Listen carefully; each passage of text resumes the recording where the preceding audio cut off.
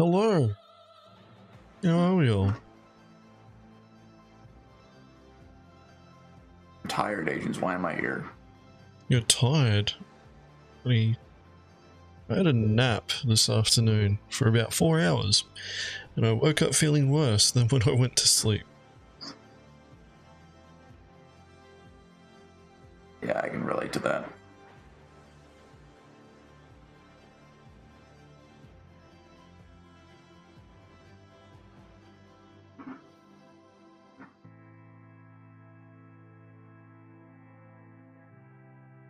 So how are you all doing?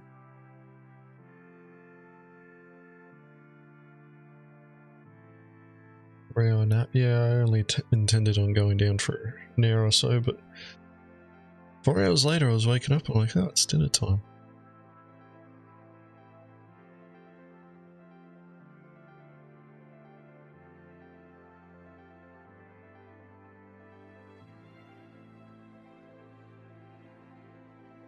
How's Jumptown been going for everybody out there? Has all been getting in there? Well, Agents, I can tell you of an experience that I and the NA guys had on Saturday. Ooh, go ahead. I'll tell you about mine afterwards. And before I tell you, I want you to look right into the camera, and I want you to tell all of the NA mongrels to keep recording their hits, because if they did do that, then the story that I'm about to tell you would have been a prime, beautiful candidate for a video on the channel. And because of their negligence, that is no longer going to be. And thanks to their contributions, that video and that hit will now be lost to time. Yeah, it's pretty important to record your points of view.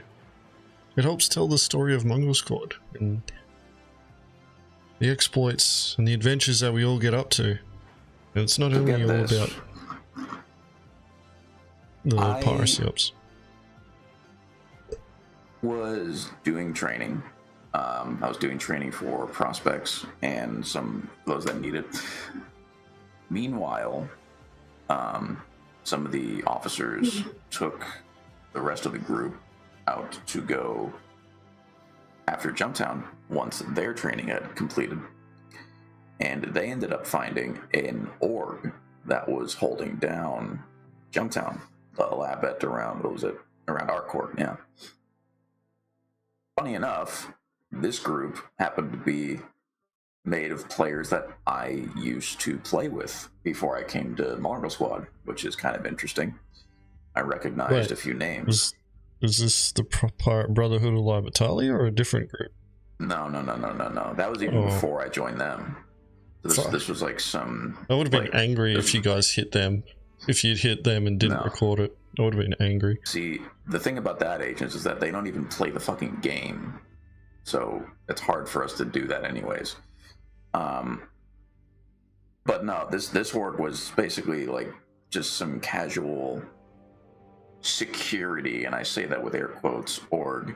That basically, like from what I remember, all they did was basically just sit at aerial Bezdek and basically just shoot at anything that wasn't a cargo ship. Which GG. That's great. Yeah, I mean, like, it's better security than anybody than what I see around everywhere else. So I was like, hey, that's cool, I guess. But that's neither here nor there. We found them, and they were talking the usual, like, oh, JT's locked down by such and such, and no one's getting in, and they were talking a whole bunch of shit. And after a brief assessment, we found out that we identified a possible prize ship, which was a Redeemer, and we also identified a whole bunch of air assets as well as potential ground assets and ballistas. So we had one boarding ship, or we had one Cutlass Blue with a few Marines in it, and we also had some heavy fighters and accompanied by some light fighters as well. Long story short, we went in there. We had a good scrap with the aircraft. They all died pretty quickly. The Deemer started to book it out of the lab, and so we snared it and followed it out. Meanwhile, the air assets were trying to escort it. So we had like this big fight in the air, and a whole bunch of fighters were getting destroyed. Basically, they were getting fucked. And then it got to the point where the Deemer got soft death, came to a stop. We confirmed one life form on board. And by the way, while we were attacking it, the Deemer had 2 life forms on board, or at least 2, because one of the turrets were firing at us.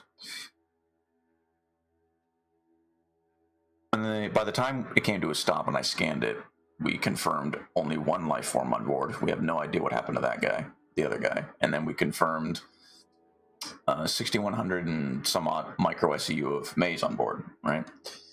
So Serv and I got on board. Serv killed the one dude who was trying to peek down the ladder. There was a whole bunch of fucking drugs on board, and a few seconds after we killed the guy, the Deemer blew up unexpectedly. What? Nobody else was inside because we confirmed it on scans. Yeah. Nobody else was shooting at the ship from the outside because we had people pulling security close to the Deemer on the outside. No missiles came in, no random shots, nothing.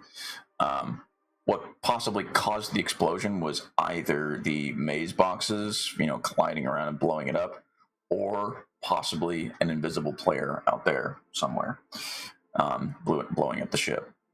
But luckily for us, basically none of the maze was lost. So we brought our prize ship in, loaded it up. Meanwhile, all that was happening, our Cutlass Blue was down there, and a boarding team was down there. They were down there basically fucking going crazy with the ballistas and taking out them. And Valiant in particular did what was quite possibly the most ridiculous dodge of a scimitar that I've ever seen captured on video. It was actually really impressive. And he actually did that twice or 3 times, I believe. Okay. And long story short, the Marines captured the lab, and we found a shit ton of more drugs inside there.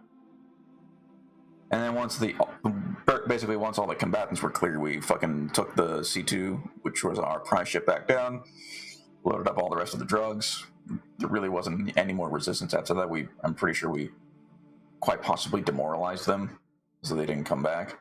And then by the end of it, we made about just shy of 2 million credits. Which was the tally hit that you guys saw. Yeah, sounds great, right?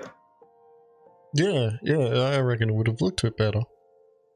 Would have looked great. It would have looked fucking great. Explosions and bloody shipboardings and space and bloody ground assaults, and it's actually one of the great things about Jumptown is the variety of combat that happens in different areas and environments. My experience at Jumptown on Saturday probably wasn't as great. One, we're a very small team. But we went to Jumptown. There was another group that was kind of locked down the airspace. We pushed in there, started fighting them, and then for whatever reason, they all ended up just leaving. Like, we didn't get any kills, they just left. We're like, alright, that's a bit weird. Anyway, we came in, we landed, and we're like, alright, we'll scout around. I'm running around with a crime stat and the comm rays on, so that's the first mistake. Running around, and we're like, alright, well, we're inside, we see all these boxes there, and we're like, alright, we'll wait until Carlos gets on, and we'll start getting boxes ready to throw into the back of a ship, see if we can make some money out of this. Anyway, we start... we move all the boxes, we move boxes for about 20 to 30 minutes, and then,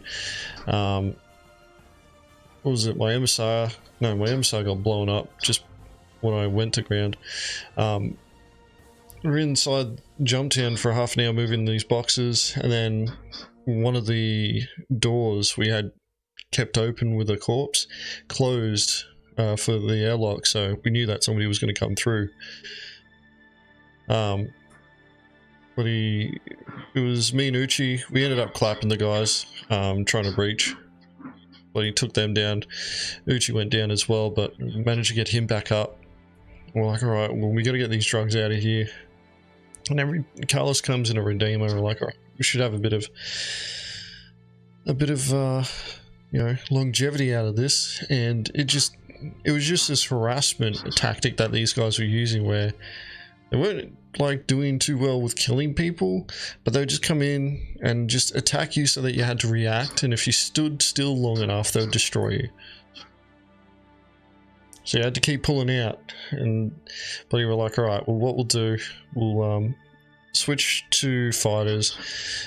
Exploding was jumping on roughly around this time, so we get him in a prize ship, get the two guys that we left at Jumptown to start pulling boxes out so that we can just quickly load them up while the fighters keep their fighters distracted. And it was just a huge shit fight. Anyway, we finally got to the point where we were able to get a prize ship down, but he Exploding and one of the other guys there just throwing boxes in the back. Myself, Carlos, and Uchi, we're all fighting in the air, pulling, you know, trying to keep these guys from attacking Exploding and that. And the next thing we hear, Exploding and the other guy, but you get attacked by somebody who somehow managed to get past us and land. We don't know how. And then, I'm like, alright, well, you know, the other fighters are pretty much left. Again, don't understand why, but they did. I go to ground. I've still got my crime stat, by the way, and the comm ray's still up, so I've got the fucking gold marker on my head. Land, get out, start running over to where the guys were. The cutlass that they had brought ends up getting bricked, but as I'm running up to it, I see somebody else, I start shooting at them, and then next thing, fucking slideshow citizen starts, and frame rates just start tanking. It was also roughly around this time that I noticed that there was one of the fighters must have come back and was shooting down at me, but he trying to kill me while I was running around on the ground. You know, I thought I managed to dodge all that, but he saw old mate again, but he started shooting at him. Old mate that was on the ground that I'd seen earlier before the slideshow started. And then next thing I know, I get thrown, like 10 meters away. And then I'm like, alright, sweet. Then I instantly snap back on my feet. I'm like, oh fuck, it mustn't be that bad. Start running, and then I'm incapped. And I'm just sitting there like, holy fuck, what is going on? And that is the first time I have ever rage quit from Star Citizen. Because what happened there was just utter bullshit. I fucking have never experienced that sort of... Like, it was almost like the box incident. If you guys watched Shadow Delusions, the part where I get killed because I hit a box, it was almost as... It was not quite that... like that in terms of... like getting knocked over and not understanding what was going on, because I knew that I was getting knocked over by a box, but when I got knocked over, I'm like, well, fuck, that's it, I'm done for. In this case, I'm like, I don't know what's going on, because the frame rate dropped so low, and because, you know, my characters just snapped back up. It was so frustrating, and I'm just like, I almost threw my headset across the room. I'm like, I shouldn't have died. One, I just shot somebody else, and two, you know, my character was fine. I had 100%, I was running, and I was undercover, and yeah, and I just died. I'm like, you know what, fuck this. Monday, we tried doing so much, you know, we tried doing Jumptown. The first place that we went to, we're like, alright, sweet, we're gonna do this, you know, we were pretty much stalking a Jumptown, we're like getting guys scouting it, and we're like, alright, we're going to do a quantum ambush on this thing, we're going to drop in, you know, do this quantum ambush, drop in, wipe out their assets, assess the ground, land some of the guys, they're going to go in and clear Jumptown. Anyway, guys scouted out, but his ships are coming in and out, but they're like not even touching down on the ground, or they're like 5 minutes. Less than 5 minutes there. Anyway, we're like, alright, let's just go in there, because there must obviously be people there, because we saw a bit of fighting happening. So we do our quantum ambush, which was fucking pulled off flawlessly. Get there and there is no one. Nothing. Like just caught, you know, dead ships everywhere. There weren't even boxes on the ground. Nothing. And then I got some of the guys to land and go inside Jumptown. They went in. No one's there. No one. No one inside. There was a few boxes there, but that was it. So we jumped servers. And whatever was going on with this server, whenever I went to Raven's Roost, because that's where Jumptown was yesterday, whenever I went there, man, fucking my B-Win would bump up. I'd be sitting around 4.5 to 5 megabits download the entire time while I was there. I couldn't do anything. I couldn't open my Mobiglass. Couldn't do anything. I'm like, alright, I'll try a relog. Relogged, didn't fix it. Didn't fix it at all. I couldn't do anything. The other guys, like we went into Jumptown, and there was actually a group there, and the guys would like fight in them and, you know, pretty much getting pulled away, and, you know, I'm trying to bring them back together. I'm looking at their markers and they're just getting further and further away. And that's when I noticed my B-Win was not resetting, not coming back down, and it just kept hovering around 4.5 to 5 megabits per second. And I'm like, alright, I should be getting, everything should be here. Should be able to see everything, right? No. And yeah, like I wasn't getting any updates on clients around me. Nothing. It was fucking annoying. I ended up just calling it a night after that. So those were the 2 times that I did Jumptown, and probably not going to do it until CIG fucking sorts out their bloody netcode for it. And that was my Jumptown experience. Last Jumptown that they ran, I didn't even fucking bother going. And I think that's actually a really good segue into the first bit of content that we're going to be reacting to today. Wow, nice one, dude. Yeah, man, I planned this. Not really. I just still winging it. But, you know, it seems to be topical, what we're discussing right now. What's going on? It's Jumptown friendly. It's always friendly.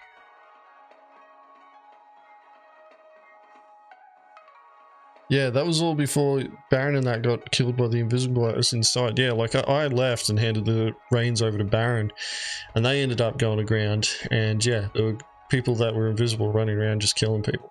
And it apparently, like, there's heaps of people doing that. Fixed in the PTU. I do. I sure do. It's the elevators again. Actually, have they even fixed the elevators? I'm pretty sure they're still broken too. I've not had any major issues with any of the elevators in the game, although mine is just, that's just an anecdote. I obviously cannot speak for the community at large when it comes to the rampant elevator uprising. No, you've already spoken, Dobbs, and pretty much you just said elevators are fine. Heard it here first. Do you think my voice has that much influence, Agents? Be honest with yourself. Yes, I think so. Like you saying that elevators are fixed is sending ripples across the community so that everybody's happy, and if it's not, then they're all going to blame you. Got it, dude. Thank you. Yeah. Hey, it's not my fault. Yeah, your voice has that impact. Normally, the elevator issues are just the elevators don't show up, which happens a lot at rest stops.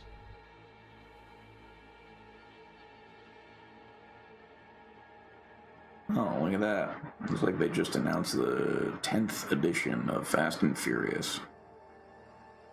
Well, they got announced a couple of days ago. Are they calling it after this one, or is it? I don't think they ever will. I don't know, I'm just on my phone. I just saw a promo for it. Apparently there was a reclaimer salvaging at Jumptown and none of us knew if... Knew it and bidders rammed it. GG.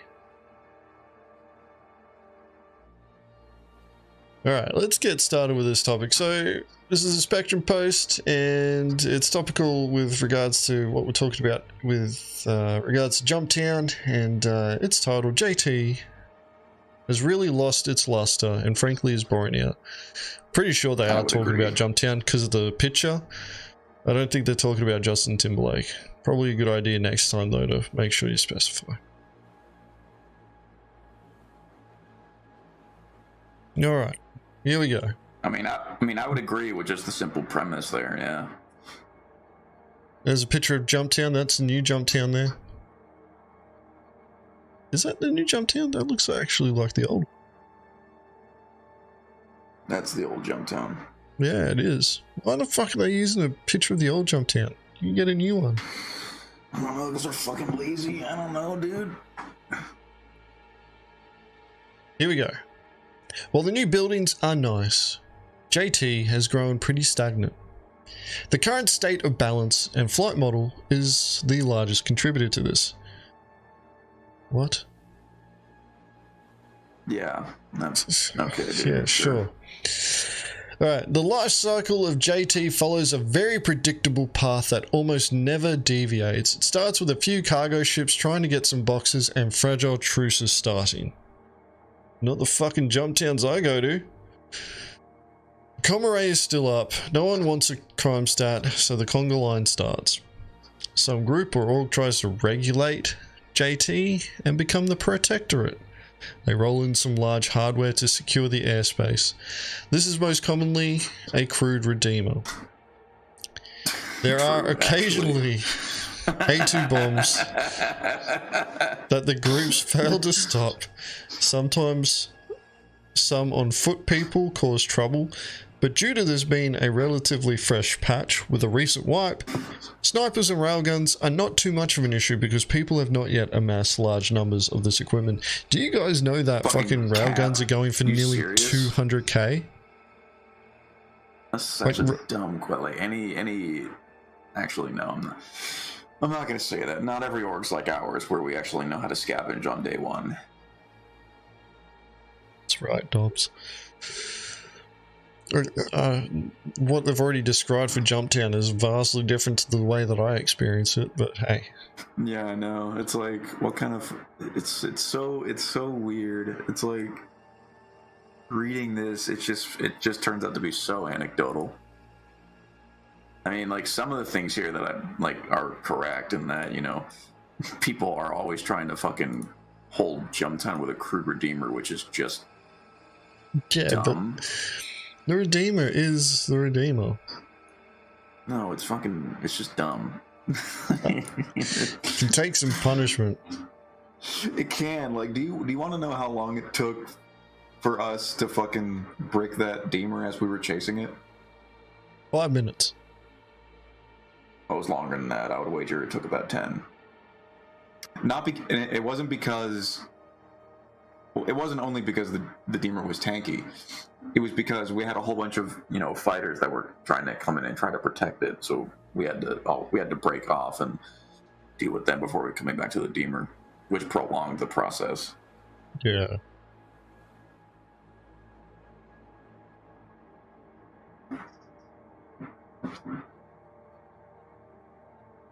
Like, this next part starts off with, then the bullshit starts.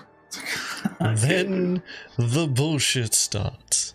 Some mid to high skill pilot goes and brings a metal light, usually a gladius or arrow.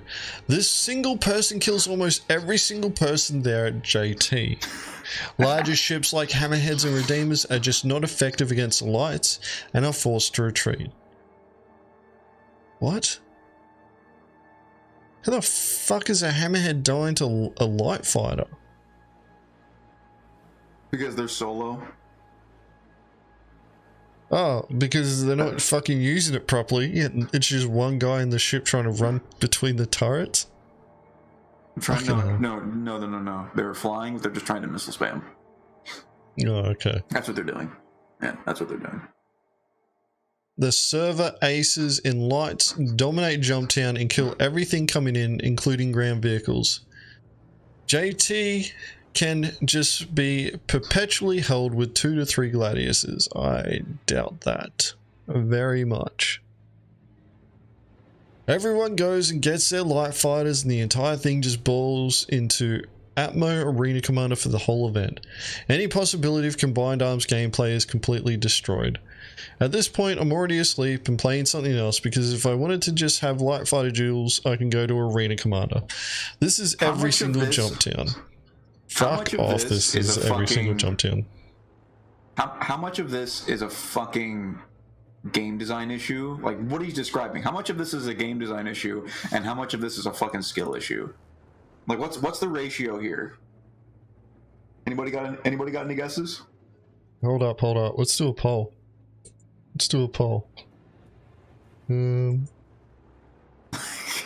It's everything that he's describing, right? Everything that he's describing is player based. It's not design based. Like,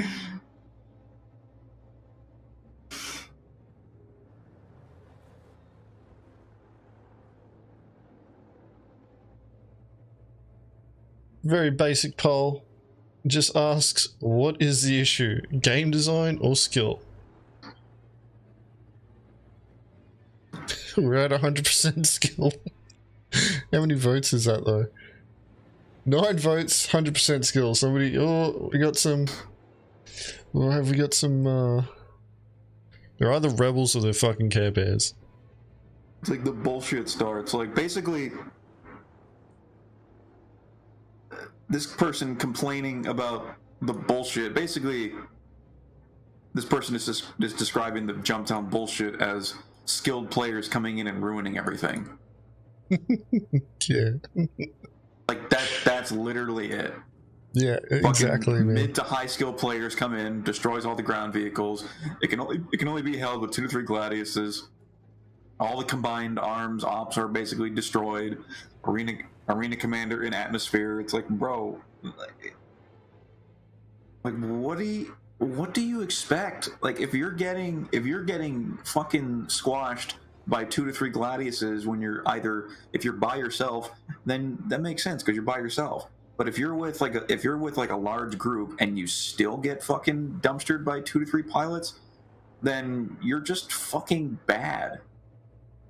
You're absolutely just completely garbage.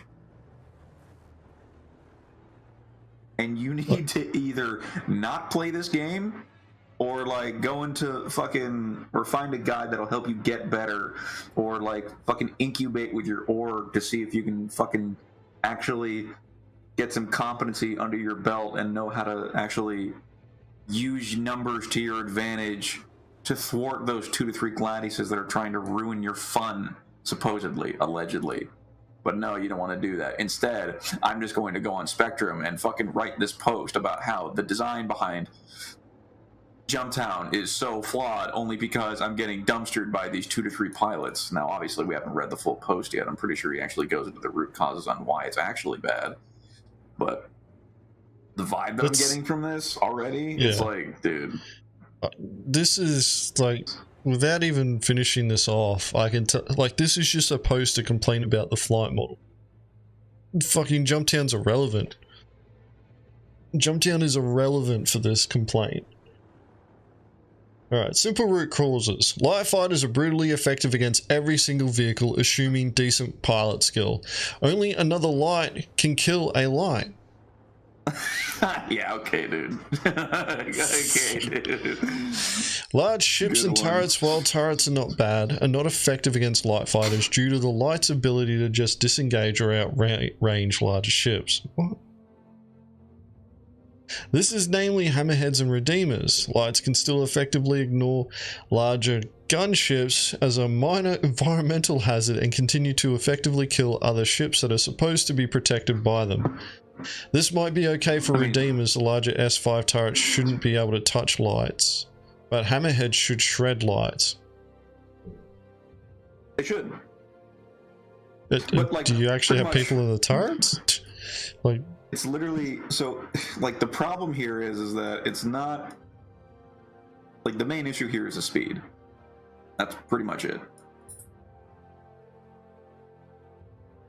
Like, when it comes to heavy ships not being effective against lights, it's because like these light fighters can simply just burn out and regain shields, and heavy fighters really can't do anything about that. They can't chase, they can't do anything. So it's like rage master modes, I guess.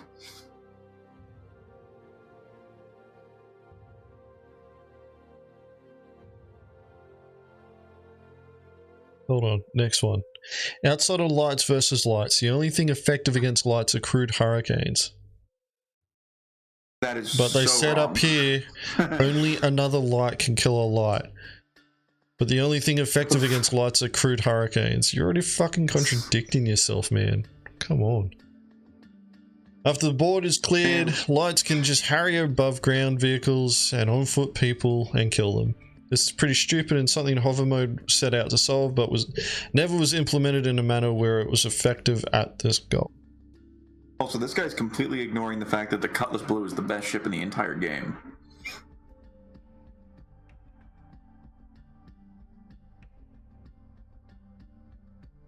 Not many people know about the effectiveness of its VTOL yet.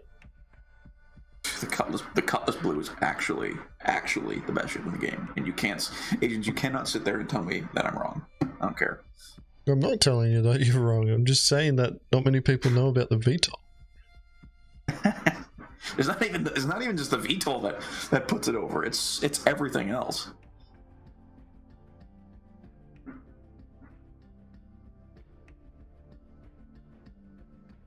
The next flight model, Master Modes, really needs to focus on certain things. Anti-fighter turrets, sub-5, need to be extremely effective and shred lights. If you're a light fighter and approach a turreted ship on unsafe vector where even a moderately skilled gunner has a pip on you, you should get absolutely trashed. The presence of hammerheads should be so strong of a fighter deterrent that they will need to bring other kinds of ships to stop it. Planned by CIG with Master Modes. Force lower speeds will fix this. Yeah, no shit. That's the idea, dumbass. That's the bro, that's the point. That's the idea, dude. Why are you saying this? This is already happening. The survival power difference between heavies, lights, and mediums needs to be much more extreme. Lights need to be light, as in pretty much Japanese Zero tinfoil armor levels of survival power. They already have significant sustain and maneuverability. No, not in comparison to the others, because of the bloody size of weapons. Oh, yeah. True. And should feel heavy hits in a devastating way. Heavy should have a level of turret tanking capability and fire trade options. Bottom line being that some mediums and heavies can survive long enough in small arms turret fire to deal threatening damage to larger ships. Lights don't have this option at all. Planned by CIG with armor refactor. No, that's still not going to be the case. Like, you don't use medium and heavies to be attacking larger ships. Actually, heavies would be what you'd use to attack the larger ships that are still small or on the smaller end. Medium ships really should, or medium fighters really should be the bulk of your forces. And that's because they're in the middle. They've got the survivability and they got the damage output.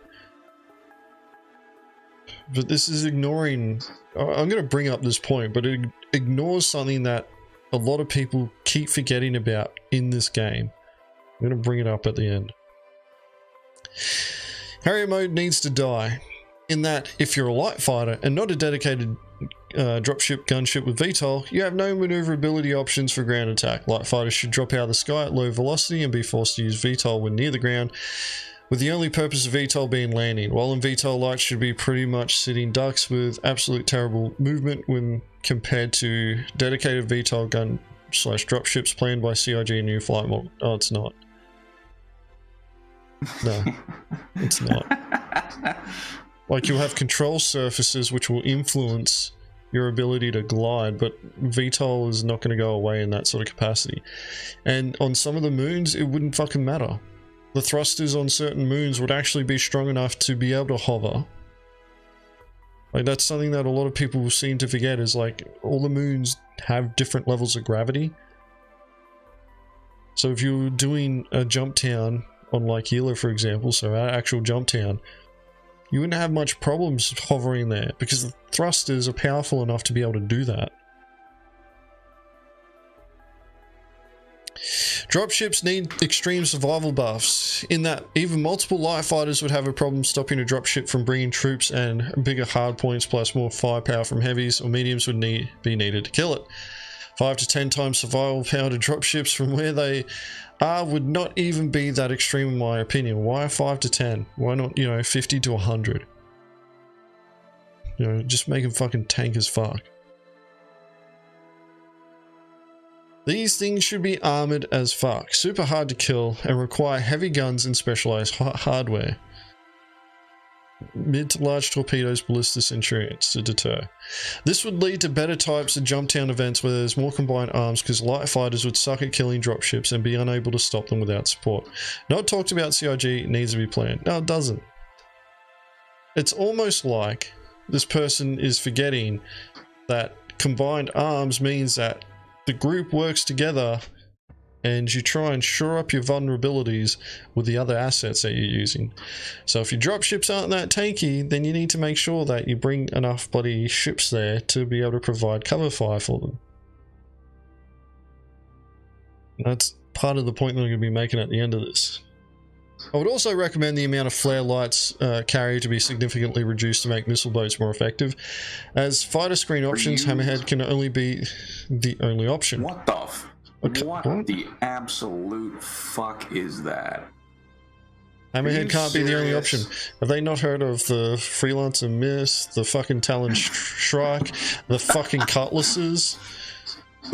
Dude, let's reduce the amount of countermeasures that these ships could carry, like, because that'll help the fucking missile spam meta, right, guys? That's gonna be really fun. I love that idea. let's make all fights just missile based. That'll be a great idea. What do you think, Agens? Yeah, no, like, totally. Let's just make every single fight dodging missiles. I would love that. It's just, yeah. Like, you know what that's going to force too? Like, that's going to force every light fighter to get up in your fucking grundle and, like, basically dance circles around you so you're not in missile range and you can't shoot at it. Then you have something new to complain about. Ain't that something? Well, it just means that you'd bring your own missile boats and your own torpedoes, and you'd look for their missile boats and then just missile the fuck out of them. Just ends up like, we just end up missiling each other the whole time before the lights even move in. Christ almighty, I would argue for more countermeasures. That'd be great. Give me more. The crew cost of the Hammerhead is very high. Its survival power needs to match. It needs to be able to tank at least 4 to 6 torpedoes before going down, instead of one Eclipse torpedo immediately ending the gameplay session of 7 people. This is the main reason people don't stuff Hammerheads. I can get behind that. The Hammerhead is fucking way too weak for what it is. It's supposed to be a fucking anti-fighter gun platform, and it pretty much is too easy to kill in that regard. Was that one Texas Hold'em video? You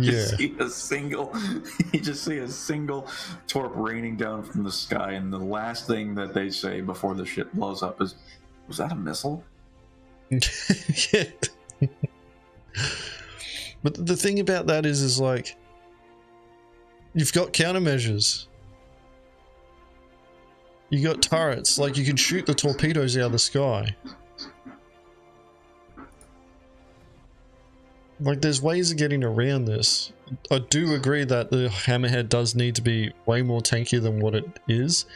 I wouldn't say that it should be taking 4 to 6 torps though. Like, that's a bit extreme. Because if you're saying that a Hammerhead should take 4 to 6 torpedoes, how many torpedoes is an Idris supposed to take? How many is a Javelin supposed to take? Like... Yeah, think about the amount of resources that you need to bring to fucking take one of those ships down. Like, I do agree that it should be buffed, especially with armor, but not to the degree where it's, like, ridiculous. Like, it reminds me of the whole EMP bullshit that we're dealing with right now. How many fucking warlocks would it take to shut down a fucking reclaimer? What was it, like 36? Even more than that? Yeah.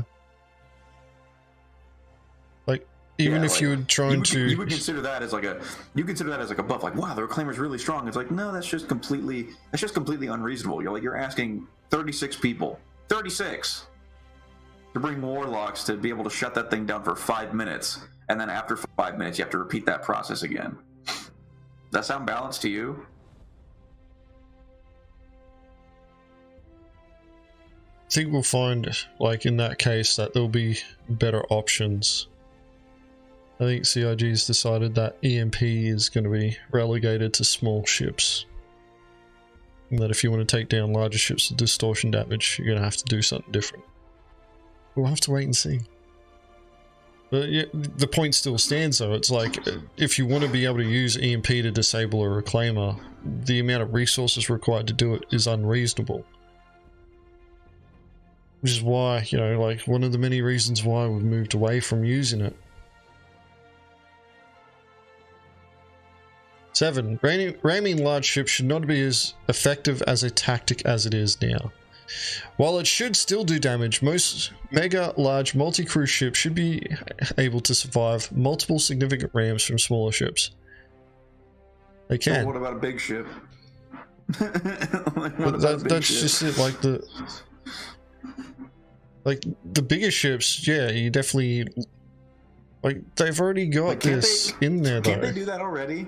I'm pretty sure they can already survive a few rams before they fucking blow up. I've seen it happen. Yeah, I've been in ships where that's happened. Normally the smaller ship loses, so if you get rammed and you blew up, it's because your ship was damaged, or fucking somehow they managed to bloody hit your ship with a slightly larger one. Yeah, like if a light is losing a battle against a heavy fighter ship, right? Like if they've lost wings, they've lost weapons, like it's perfectly within the realm of valid gameplay as a last resort to fucking take that ship and ram it into the fucking heavy fighter or heavy ship. That's perfectly viable. And if the fucking heavy ship dies, the torpedo, it's usually because the heavy ship has already taken damage. If it's a fully healthy ship, shield still up and everything, I'd be pressed to fucking wager that one ram is not going to take it down. Apart from obvious, you know, bugs and desync and bullshit that the regular Star Citizen experience has to offer, but like.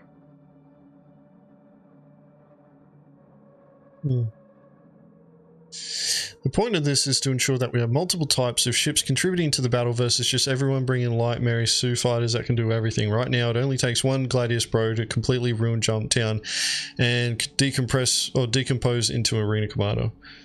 210 people have a skill issue here. Dead set. 210 people have a fucking skill issue. Because that's what this is. This is just one huge fucking post about skill. That's it. Here's the fucking...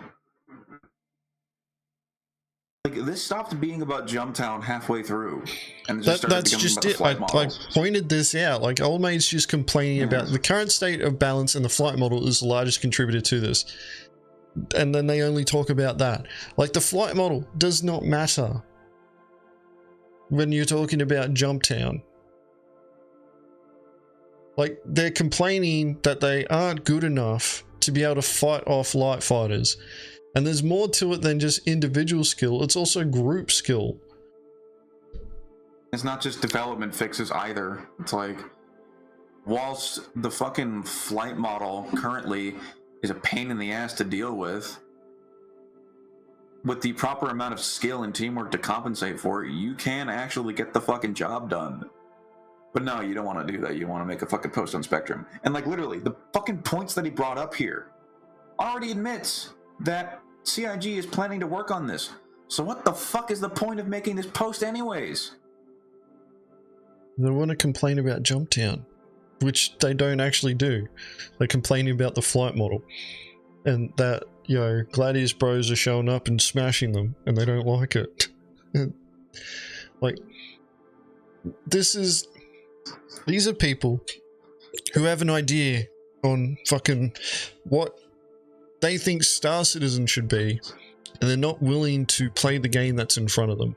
They're like, I love my fucking saber, so much that I don't care that it's going to get wrecked by every single fucking light fighter that I come across. I'm going to take it out there and I'm going to go fight people with it. And then I'm going to go cry when I get smashed by light fighters because it lacks the maneuverability and firepower to be able to compete. Because one of the things that it needs that, you know, gives it the longevity over light fighters is its armor, which it doesn't have. Even with the extra HP that it has though, it's still not able to compete against the light fighters yet. And this is primarily because of the speeds that we all have to deal with now.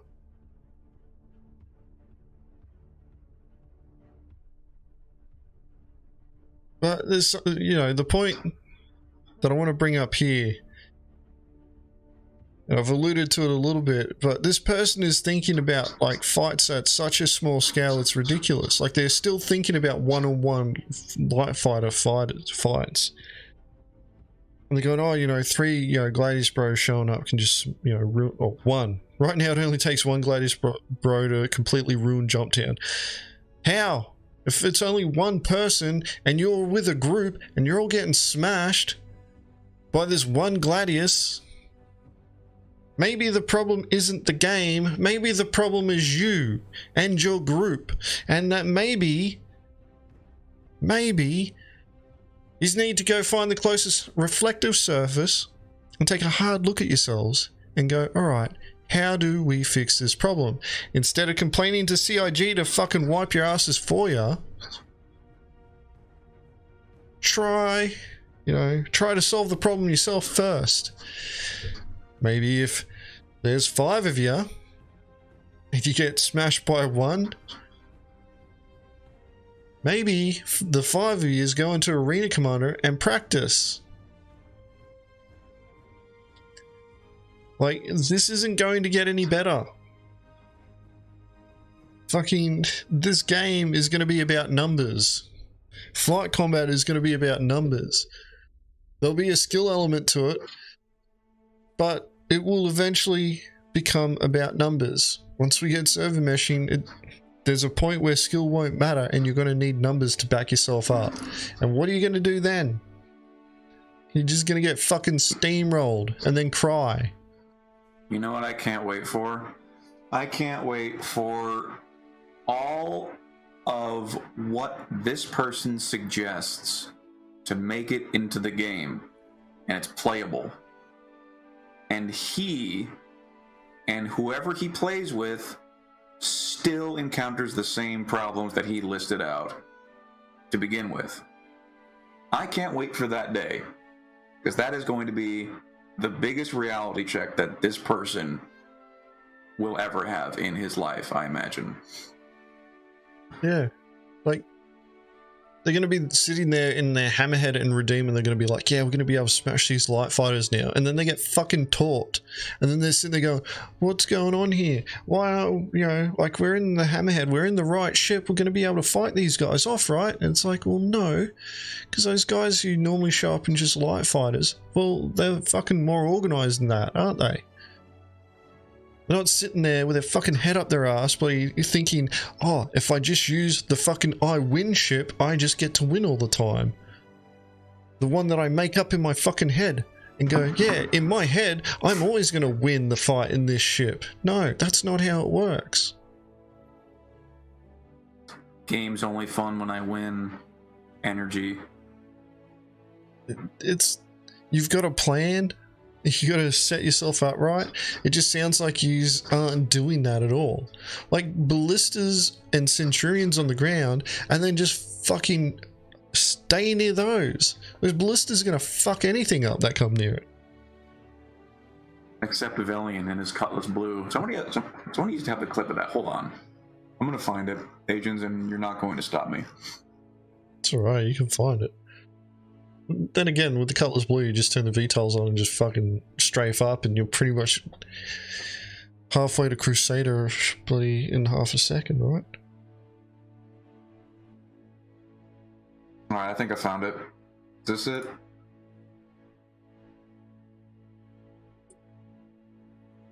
No. Second. Is it?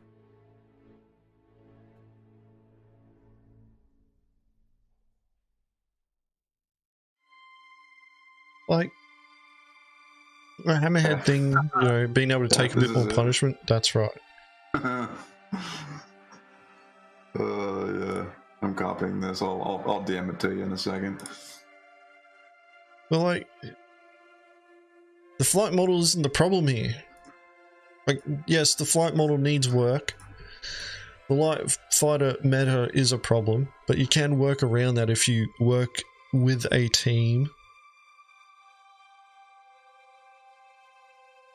But realistically, like, even with the next flight model, it ain't going to get any better for them, because those who, you know, mid to high skill pilots who show up, they're not just going to fly towards your hammerhead or your redeemer like a fucking moth to a flame and go, oh, I'm just going to come in here and give this guy a fucking easy kill. Because, you know, that's a fucking anti-ship, bloody anti-fighter, bloody gun platform. So I'm just going to fly into it. Like, fucking how retarded do you have to be to think like that? Agents, check the clip that I just sent you. I want. it's actually pretty cool. Here we go. I have to play it, pause it, and then what is it? I have to go full screen? Full screen. I don't need to download it. I think the Gladius is a third party. Where is the option for me to bloody open this up in a different window? I mean, you can just download it. I don't want to download it. I mean, hey, I'm just giving you options here, brother.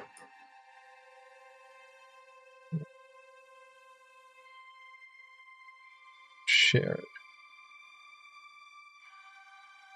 Copy. Alright, I'm gonna quickly switch over to here. Make sure I don't fucking expose Gilded to anything. Is it gonna work? Yes, it is. Alright, here we go.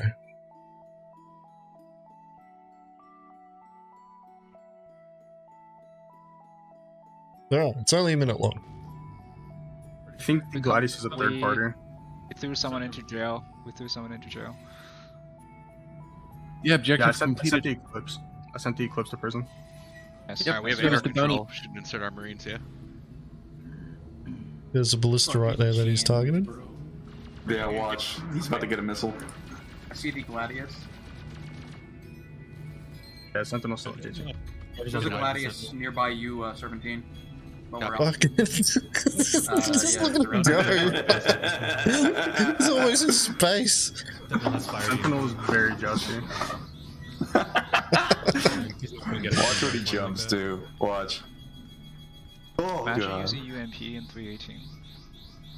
Somebody with the Oh, Raven QED's on. Turn your QED T off. He's in space. Didn't do anything. Oh shit. Gladius. Did you see that? The missile was hit Start him. doing a low sweep for the ballista. Dude. Dodge fell. Dude. You know, you see what I mean, bro? Like, you see what I mean? I saw it fly past. Where is it? I think you kind of see it. See it. Start doing a low sweep for the ballista. No, That it's a bit missile was further. fucking that, bro. Them VTOLs are crazy, man. You can hear Coconut just like going Somebody with crazy. the Raven After pulled up that. There it is. There it is right there. Watch this, Mark. Watch that. Jumptown yesterday and actually popped off the EMP. That's about to hit him. I didn't do anything, but Did you see how fucking close that was? That is insane. Good job, Valiant. That was good. You see what I mean? He was almost halfway to Crusader. VTOL. VTOL, strafe baby. up, and bloody boost.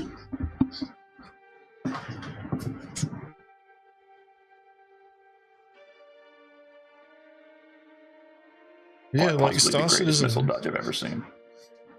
Star Citizen is going to move in the direction of might makes right, and you gain that with numbers. skill will take you only so far.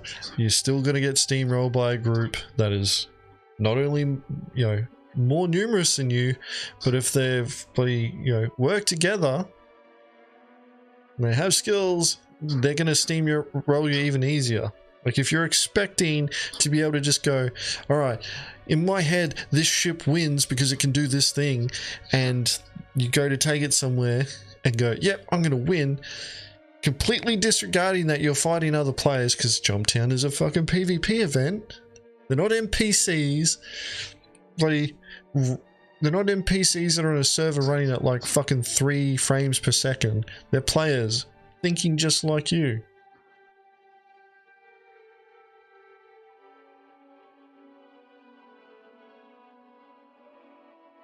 It's fucking Really dumb. incredible stuff. Dumb. This person is dumb for complaining. Hey. This person is dumb for complaining about the flight model and saying that Jumptown has lost its fucking luster. That is not the problem with Jumptown at all. Fucking... Like, I would agree with the statement that Jumptown's lost its luster and it's boring. Like, Yeah. I would agree with that statement on its own. But not But it's fucking not what they're because of saying here. It's not because of the fucking flight model. 100%. Like, the problem with Jumptown, let's go to Facecam.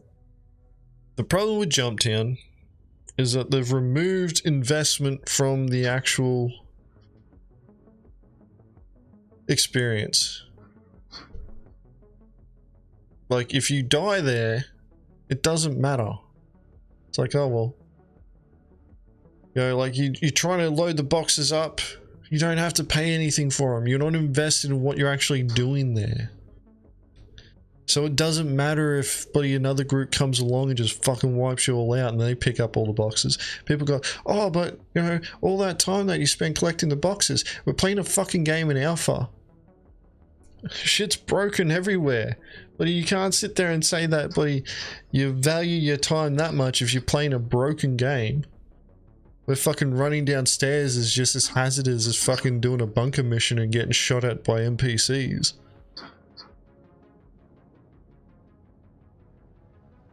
Alright, we're gonna end the poll. The results. So, the issue was skill, and there was 26% of you that were wrong, saying that was game design. Like, there are game design issues with Jumptown. This is what old mates complain about is not it. Okay, chat. Now that we're in a transition, I have a request for chat. Now, there's a couple of streams ago where I inquired with chat to get myself a new mouse. And I am now touching my new mouse, a Logitech G502. I love that mouse. But now, the time has come where Dobbs is in the market once again. I need a new chair. Because let me tell you a story. Now, a couple of weeks ago, I was sitting in my chair, the chair that I'm currently sitting in now, minding my own business, behaving myself. And you know how, like, sometimes when you sit in a chair, you're kind of reclined in it, you're sort of leaned back, and like depending on the chair that you're sitting in, you're kind of like leaning on the arm a little bit while your feet's up on the desk or something. So that was me, right? That was me.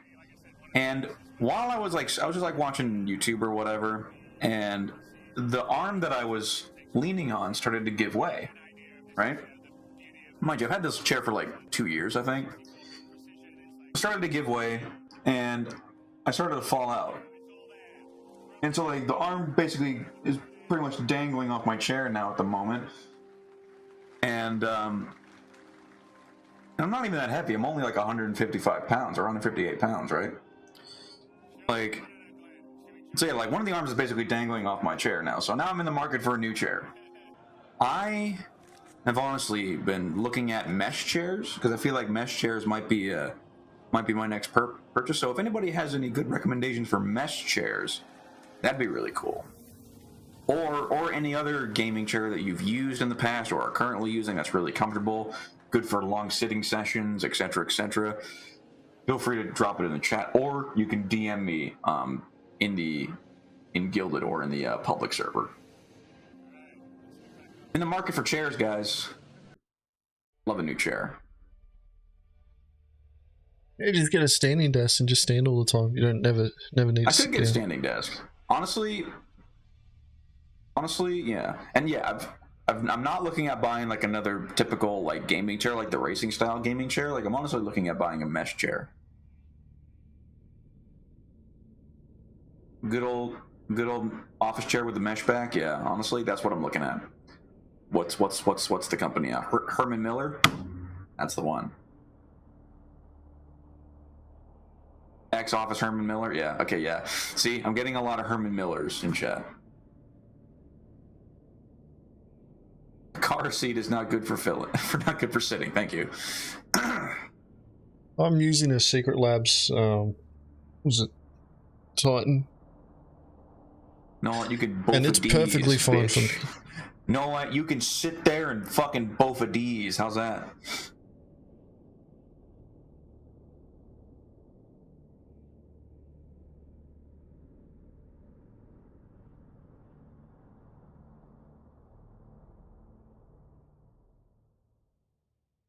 All right.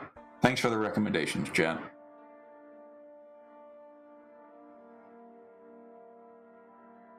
All right. Let's keep this going. The next Spectrum post that we're going to be reacting to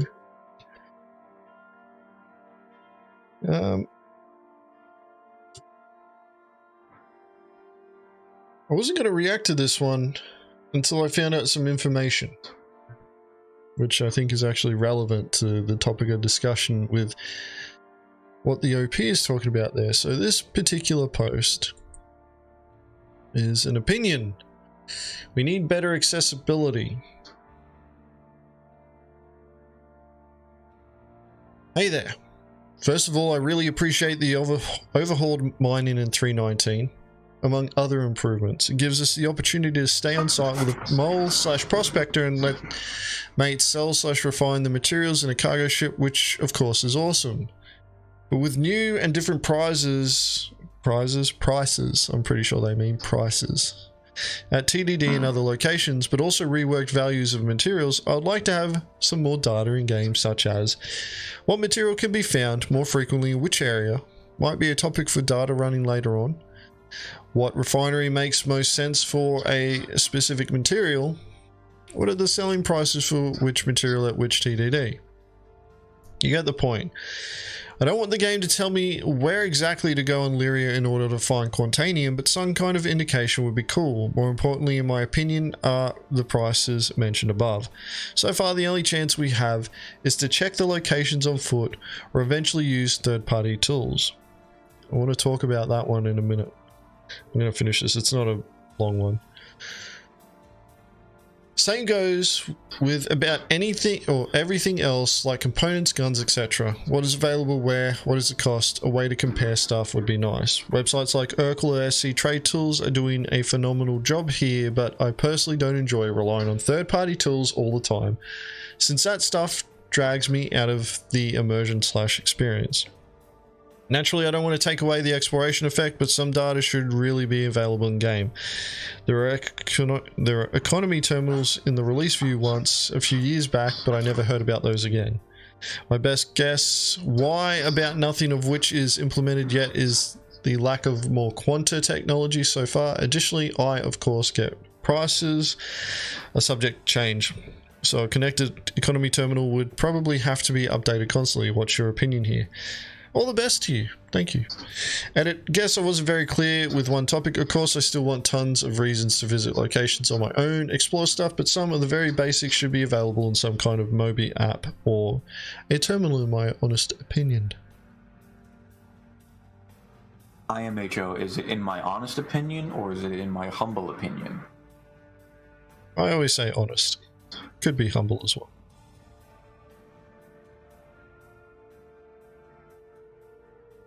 So, part of the reason why I'm reacting to this one is most recent information with regards to the commodity data being removed from the game files. So up until 3.18, all the commodity data was kept locally in game files, and then when you'd access trade terminals, you'd make a request to CIG servers for updated information. So you always had the base rates of what an item was, or where an item was held when you interacted with a terminal, how much it would sell for, and the quantity as well. When you interacted with a terminal, you'd query the CIG servers, they'd send you back the updated values, and that's what you'd see, right? But you always had the defaults there so that it'd fall back to it. Now you just query in 3.19, they've removed those files, and when you interact with a terminal, you are contacting CIG's server and they are sending that information back to you. Now, what that means is that websites like SC Trade Tools, they don't work anymore, because the way that they function was that they would pull that data out of the game files, and then you'd see that, and you couldn't totally rely on it in terms of like updated information, but you always had the base rate there. So you could look at refresh rates and make assessments on, okay, players may go to this place because the refresh is high, the profit margin is high, you know, and then when you get there, you can make comparisons and determine how much trade people are doing there. We don't have that anymore. And going into 3.19, we're not going to have that. So now what is going to happen is that information is going to become key, and knowing what those prices are at that time, the volumes that you're dealing with, the best places to go, buy a commodity, take it somewhere, and where to sell it, matters a lot. And that information isn't going to be widely shared. It's going to be isolated amongst small little pools of people, which isn't a bad thing. But there is a problem in terms of like new players getting into the game. Like, they're going to have to do all this running around, and it's an unreasonable amount of time that a player has to invest in learning some basic things. Like, the TDDs should have a big fuck off billboard there saying, these are the prices of these commodities, or like buying, these TDDs are buying these commodities here as of this time. And put a delay on them based on how far they are from the place that you're looking at. So, Orison's TDD would be showing you the prices of Microtech's TDD, but the time difference would be like, as of 8 minutes ago, or something like that. And that's something that's important, to make clear there, is that you don't want them to be updating, in real time, for that immersion reasons. But at the same time, like, that information needs to be more easily accessible.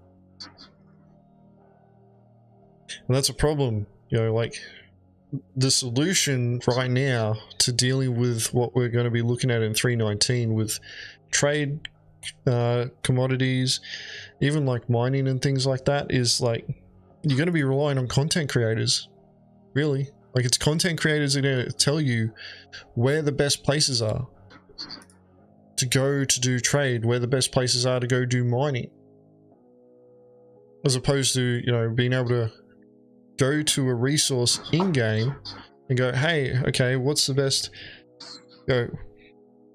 where's the highest concentrations of Quantanium, or like I think gold's going to be the next thing in 3.19, so I want to go mine gold. Where are the most likely places that I'm going to go do that?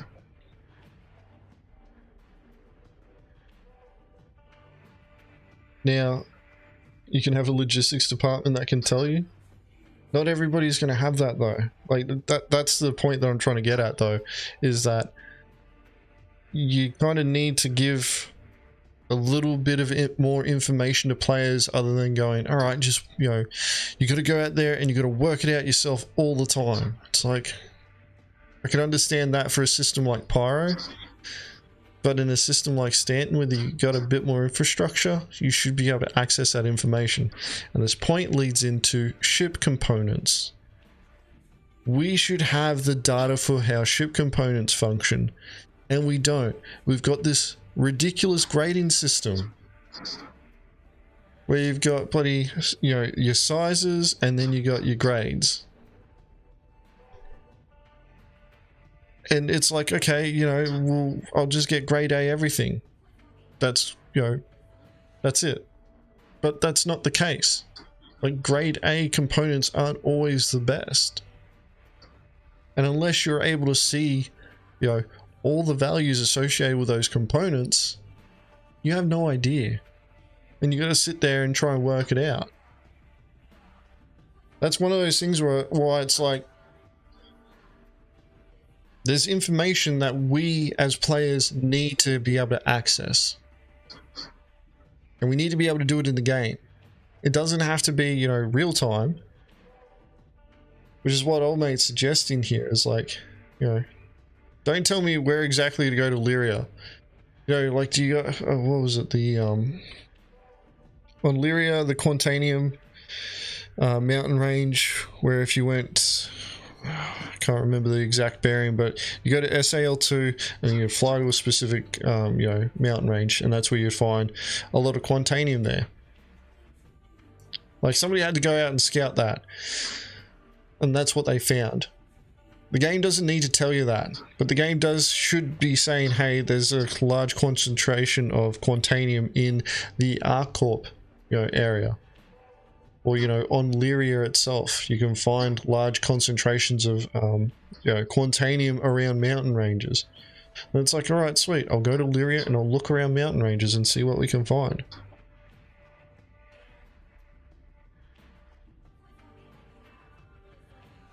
And that's the thing, is like, that's the sort of information that you should be finding out. And within the game, we don't have that. You know, and you know, you got to rely on content creators, and most of the time those content creators, they get that information from people that they play with.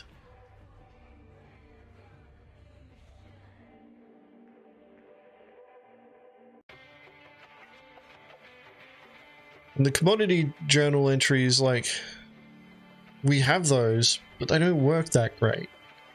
Oh yeah, I go crazy whenever there's a commodity price alert. I scream it in comms so everyone can hear it. Yeah. And he's doing it every 5 minutes, because there's always a fucking commodity update every 5 minutes. It's like, commodity price alert! Guys! That's the thing, is like, we should be able to access this information in game.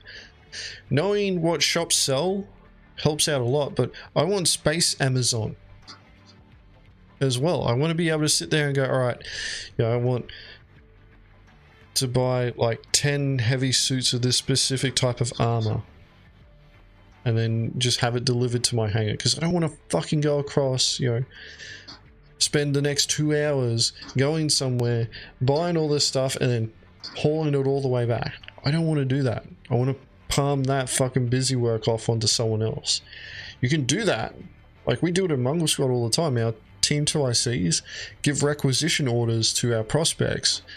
And the reason why for it is not only to get the Raider team extra equipment that the Team 2IC can give out, but it's also so that prospect learns how to move around the system and where the different places are.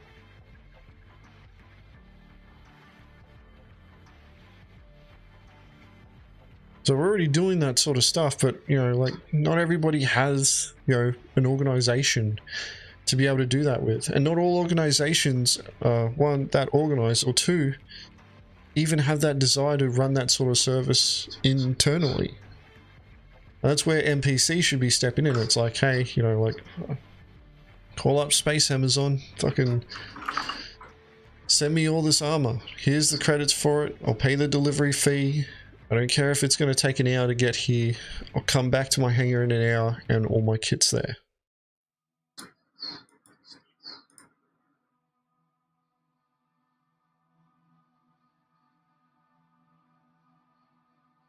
And the irony is that in 3.19, like, we're going to see the rise of player-based markets again.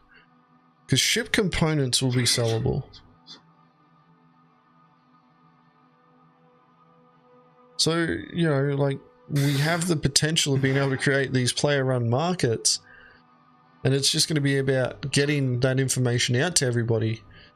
But it's always going to be like, you know, some guy in chat trying to, you know, advertise their thing, and then bloody, you know, you got fucking 10 edgelords in chat bloody memeing about some other random shit. And you got stickers there if you're on the Oceanic servers advertising with HVC.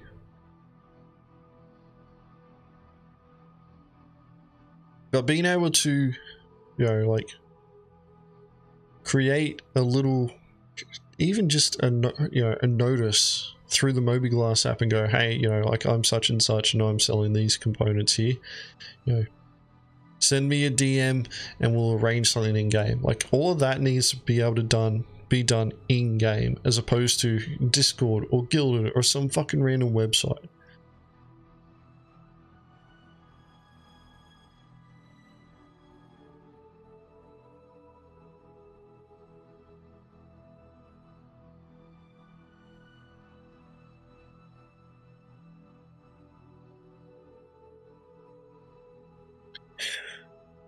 I'll send you a DM later, Hex. Probably not after the stream. Probably sometime tomorrow, because there's some other plans going on that will probably help out the Mongrel Corps.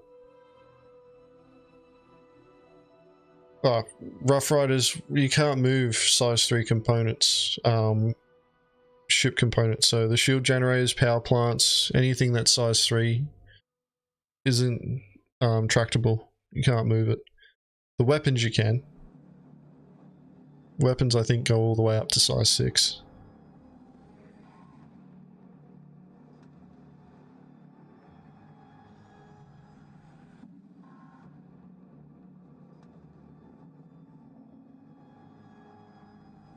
T-House Reloaded, we do all that stuff too. Like, we've bought weapons and shit off Salty Mike before. Like, we understand, you know, that concept. It's that the stuff needs to be working in game as opposed to random other places, because there's heaps of Discords out there and heaps of bloody, you know, Guilded servers and all that sort of stuff where, you know, like, you can, you know, go into there and, you know, contact these people and go, hey, I want to buy some stuff, and, you know, what are your prices? But it's all out of the game. And there's no relationship there. There's no, you know, rating system. You're kind of relying on a bit of trust. And hopefully nobody else sees, you know, none of the pirates see that. That's the thing, is like, this could also generate gameplay as well from that perspective. I think this data needs to be in the game, and like, hopefully we see CIG doing something, even if it's just like, you know, commodity trade boards at the TDDs and the cargo deck. Might as well fucking make that relevant some way, shape or form, right? Because that's where you're supposed to be storing your cargo.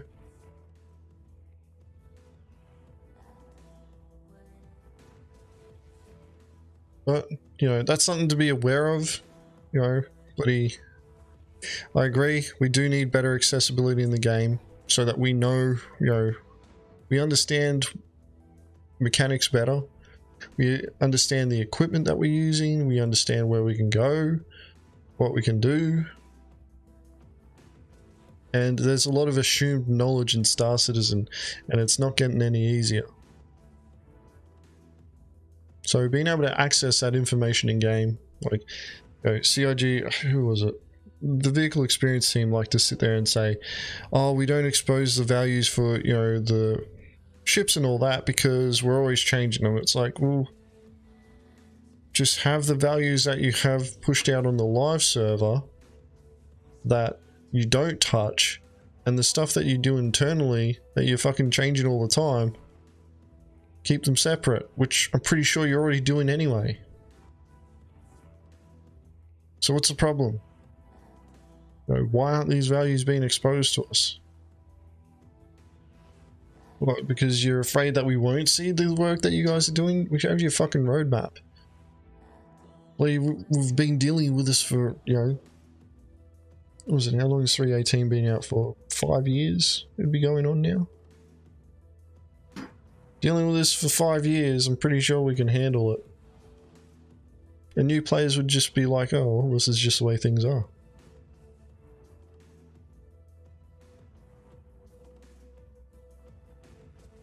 I wouldn't worry about the military grade stuff. Like,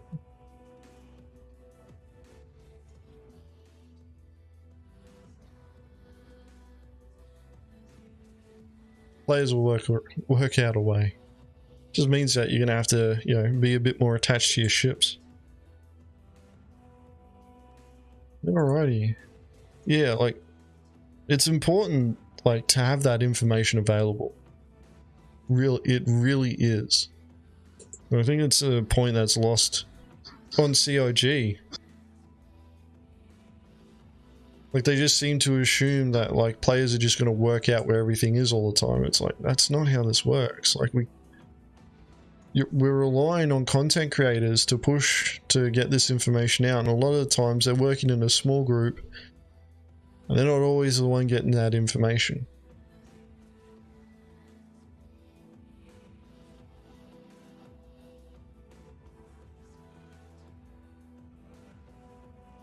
Alright, so I'm going to move on to the next Spectrum post. This is the last Spectrum post that we'll be reacting to. I almost forgot about it until somebody brought it up in, what was it, Mongrel Squad's org comms. And this one, I thought was extra special. Dobbs, you might like this one too. Oh, can I wake up now? What do you mean wake up? Wait. You should be paying 100% more attention to that that Spectrum post. That should be concerning to you just as much. That bloody affects Pirates so much. Because if our targets don't know where to go to fucking buy shit, they're not going to go there to buy shit. And we're not going to know where to fucking go. Because we're going to be bloody flying around checking all these same terminals that they are. And they're going to try and hide that information from us, and we don't want that. We want free information for everyone. It's the age of the internet, folks. The Wild West frontier of information. Wait a minute, agents. Here, I have a question for you. A little bit of an impromptu thing. You know, just roll. Hopefully, I have the answer. All right. Okay. How rude does your waiter at a restaurant need to be before you feel the need to say something? In what way? Like, I don't think I've ever had a rude waiter. Okay, so like, let's say for instance, like you're enjoying your meal with your family, and then the waiter comes over and like accidentally spills a drink on you. Would you get up and blame the waiter at that point, even though it was like a total accident? Like, I'm so sorry, like I did not mean to do that. I will get you another drink right away. Would you be understanding, or would you be upset? I'd be understanding, like people make mistakes. All right, so the waiter comes back with your brand new drink, and they slip on the first spill that they created, and they spill a second drink on you. What would you do then? I'd be questioning, like I'd be asking them, "Are you okay?" I'm like, I'd be like, "Hey mate, are you okay? Are you sure?" Like, yeah, I'd help them up, and I'd be like, "How about I come with you, and you just hand me the drink, and I go back with it." Yeah, they come back with a third drink, and you're just like, "Nope, stop right there. You put it on the ground and back away." Yeah, just. I'll get up and I'll come to you. You just stand still. I'll come to you, mate. All right. I'll grab the drink. Thank you. And then I'll probably slip on the fucking thing. No, the way that it normally works though is that if a spill's created on the ground, the first thing that they'll actually do is try and bloody deal with the spill, because that's a hazard to more than just other waiters. You know, a patron could walk, slip over and break the tailbone, and then next thing bloody lawyers and suing and insurance gets involved. So this would be one of those situations where I'd be very surprised that they would have slipped over again, and I'd be like, you should, the next thing I'd be saying to him is like, mate, you should probably, you know, double check to make sure that spot's dry again. And yeah, it's a spill issue. It's a spill issue. Yeah, true. Hey, honestly, like, that just goes to show that Agens Letty, he has good etiquette. All right, he has very, very sound etiquette.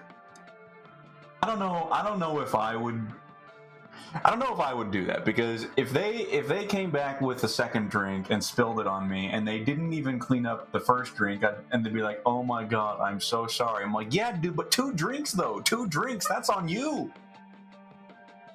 I would have just been like, why didn't you clean up the drink? Or like, if they tried walking away to get the drink first, I'd be like, mate, you should probably clean up the mess first, just so that nobody else slips.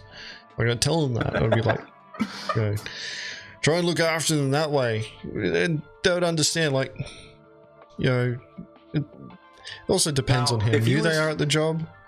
It could be their first day. If they're completely okay after the spill, then I'd deliver no sin. But if they did get hurt, like if they like banged their head on the table as they went down, then it's a completely different situation, right?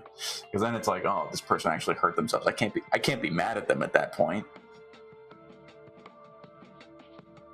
Yeah, well, I wouldn't be mad at them the second time either. I'd be like, mate, you know,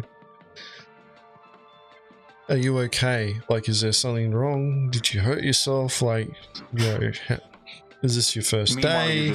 Meanwhile, you're just soaked. You're just completely soaked with whatever drink you had. Yeah, and then, what, an hour later, I'll be fine. It's not the end of the world. You know, see, right there, guys, that's how you know Agens has extremely good etiquette.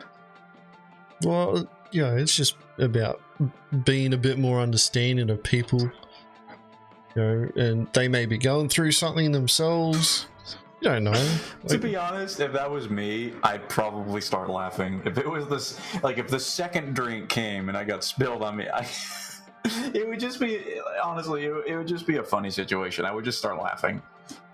Yeah, like, yelling at them isn't going to solve anything. Really, if you ended up yelling at them, well, like, I don't see the need to yell at someone like that. And if I saw somebody doing that, I'd be like, why are you yelling at this person? They spilt their drink on you twice. Okay, I can understand you being upset. How is yelling at them solving your problem though? You're still wet after that. All you're doing then, by yelling at someone, is you're making yourself feel better at the expense of them feeling worse than what they already feel, because they've just made the same mistake again. And they're probably freaking out because they're thinking, oh shit, I'm going to get fired because I can't bloody, you know, deliver somebody's drink without spilling it on them. It's like, okay, you know, so in this day and age, the second drink gets spilled, you comfort them, you tell them it's okay, you help them in whatever, and then you sit back down with your family. But you still need that drink, so another waiter comes over with the third drink, slips and spills the drink on you for the third time. What would you do then? Go and buy a fucking lotto ticket. I'd be like, fucking, there is no way that I could have luck that bad. Or I end up with like 3 drinks on me. I'd be like, all right.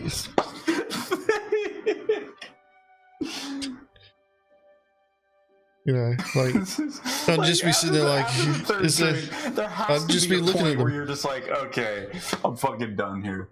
Yeah, I'd just be like, look, you know, like, I can understand, you know, like somebody making a mistake twice, but, you know, a new person spilling a drink on me in the exact same way, I'd be like, all right, how about we not worry about the drink anymore? We're probably going to leave now. Where's the check?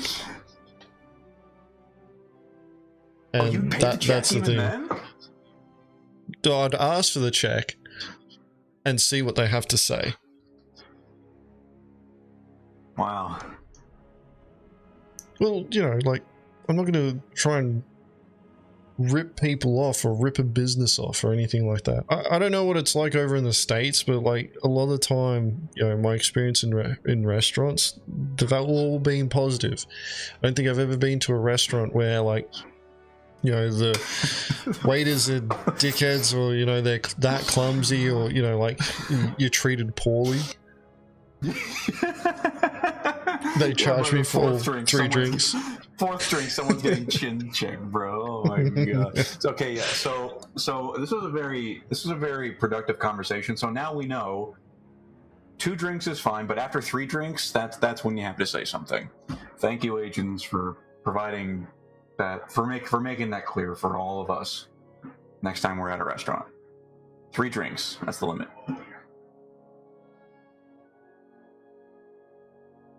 That was a very random question. What about you, Dobbs? Your limit, is it 3? See, would you be honestly, would you be getting ready to chin check somebody at? Because here's the thing, like if I had a drink spilled on me, I'd be like, you know what, fine, whatever, like, sure, you know, just you're okay, dude, it's perfectly fine, accidents happen, whatever. Second drink comes in, I feel like it depends on whether or not they hurt themselves, because if they didn't hurt themselves, I'm like, okay, this is actually kind of funny now, but I would actually like my drink now, please. You didn't even clean this up, so please, can you just, I would like my drink, please. But if they hurt themselves, then it's like, oh well, shit, I can't. It doesn't, because now I just want to help the person, you know. But now, like, if a new person comes in, like, in the same circumstances, like, after the 3rd drink, I'm like, okay, dude, this is 3 drinks now. Like, I'm soaked through and through. I still haven't gotten my drink. One person's in an ambulance, and the other person is just either deliberately doing this or is actually equally as incompetent, and now I need to talk to the manager about the incompetency of his hiring process. But, you know, hey, I feel like I wouldn't get to that point, because at that point I'd go to the kitchen myself and probably get my drink, or possibly just walk out of the restaurant at that point. But yeah, like Hex said, it's important to have a baseline. Like, I feel like we can all agree 2 drinks is fine, but anywhere beyond that doesn't, like, regardless of the circumstances, any more than 2 drinks is just unacceptable. Yeah, like on the 3rd drink, I'd be going, all right, I think it's time that I left. That's where I'd also like be pointing out, you know, as I'm leaving, I'd be like, look, you know, 2 people have tripped the same way. Either there's something wrong with the floor, or you hired some pretty clumsy people. I would be at leaving, and I'd still ask for the check, because it's like, well, you know, if we ate the food, but it's like we still consumed it, was still gonna bloody pay for what we use. But if they try charging for the drinks, I'd be like, I'm not paying for that. I'm not paying for those drinks at all. Charge for the drinks, dude. The absolute audacity. Would you ask for the manager at that point? I'd just walk. If they tried charging me for the drinks, I'd be like, you can either remove it from the bill, or I'm just gonna walk out and not pay anything.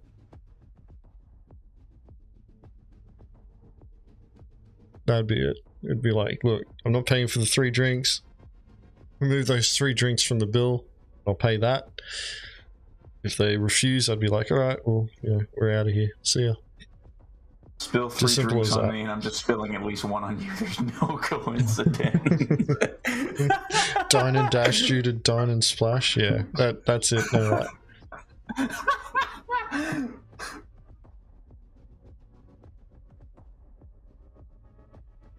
All right. There we go. That was a weird little deviation deviation from the stream, the usual topics that we have here. It was a nice little journey, though. Nice little hypothetical, you know, like scenario. I felt immersed in it. I felt as if it was important to ask. I feel like, you know, I feel like that's a question not often explored for dining etiquette. It's not something that you think of, really, until you're actually in that situation. Metroximus, scrub back in the stream like 20 minutes, and then you'll realize, you'll realize what happened here. You'll be but up before you do, just understand that any more than 2 drinks spilled on you is unacceptable. That's right. Alright, moving on though. The Liquidator, SVK Liquidator, Oh, liquid. containing... Wow, how convenient. Fuck, I didn't even think of that, eh? Alright, the Liquidator, maybe he's a waiter. Containing toxic players, proposal, discussion. What this post is about: discussing an idea on how to make the future and present Star Citizen experience as good as possible for both PvE and PvP players by identifying griefing, trolling, toxic behavior, and by limiting options for said I would behavior. love to see what this person identifies as griefing, trolling, toxic behavior. You're about to 'Cause I can find out, aren't you, Dobbs? I can already Right. tell. Here we go. What does toxic behavior mean in this post? Any interaction between players where one side's main intention is to create a negative, unpleasant, hostile experience for another player with no in-game incentive behind it or going directly against the game's design. Stop right there. God, I knew that was coming, dude. Well, I guess this last part is important. With no in-game incentive or going directly against game design. That right there, I would say is acceptable, right? Without that part at the end, I probably would have gone off on this person. But like, Well, when you're keep starting to go reading. after people, yeah, like when you're starting to go after people for the sake of reasons outside of the game, like then you can be encroaching on that territory. But if the reasons why you're creating a negative, unpleasant, or hostile experience for another player, if it's for in-game reasons, then that should always be totally acceptable and protected by CIG's terms of service. Let's find out what the examples of what fits this definition of toxic behavior.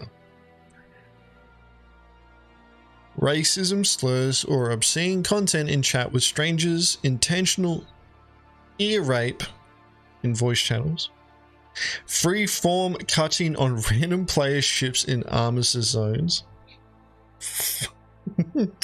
graffiti, pat ramming in armistice zones. Ramming in battle can be a valid tactic, but in this case it intentionally violates the design behind the armistice zone.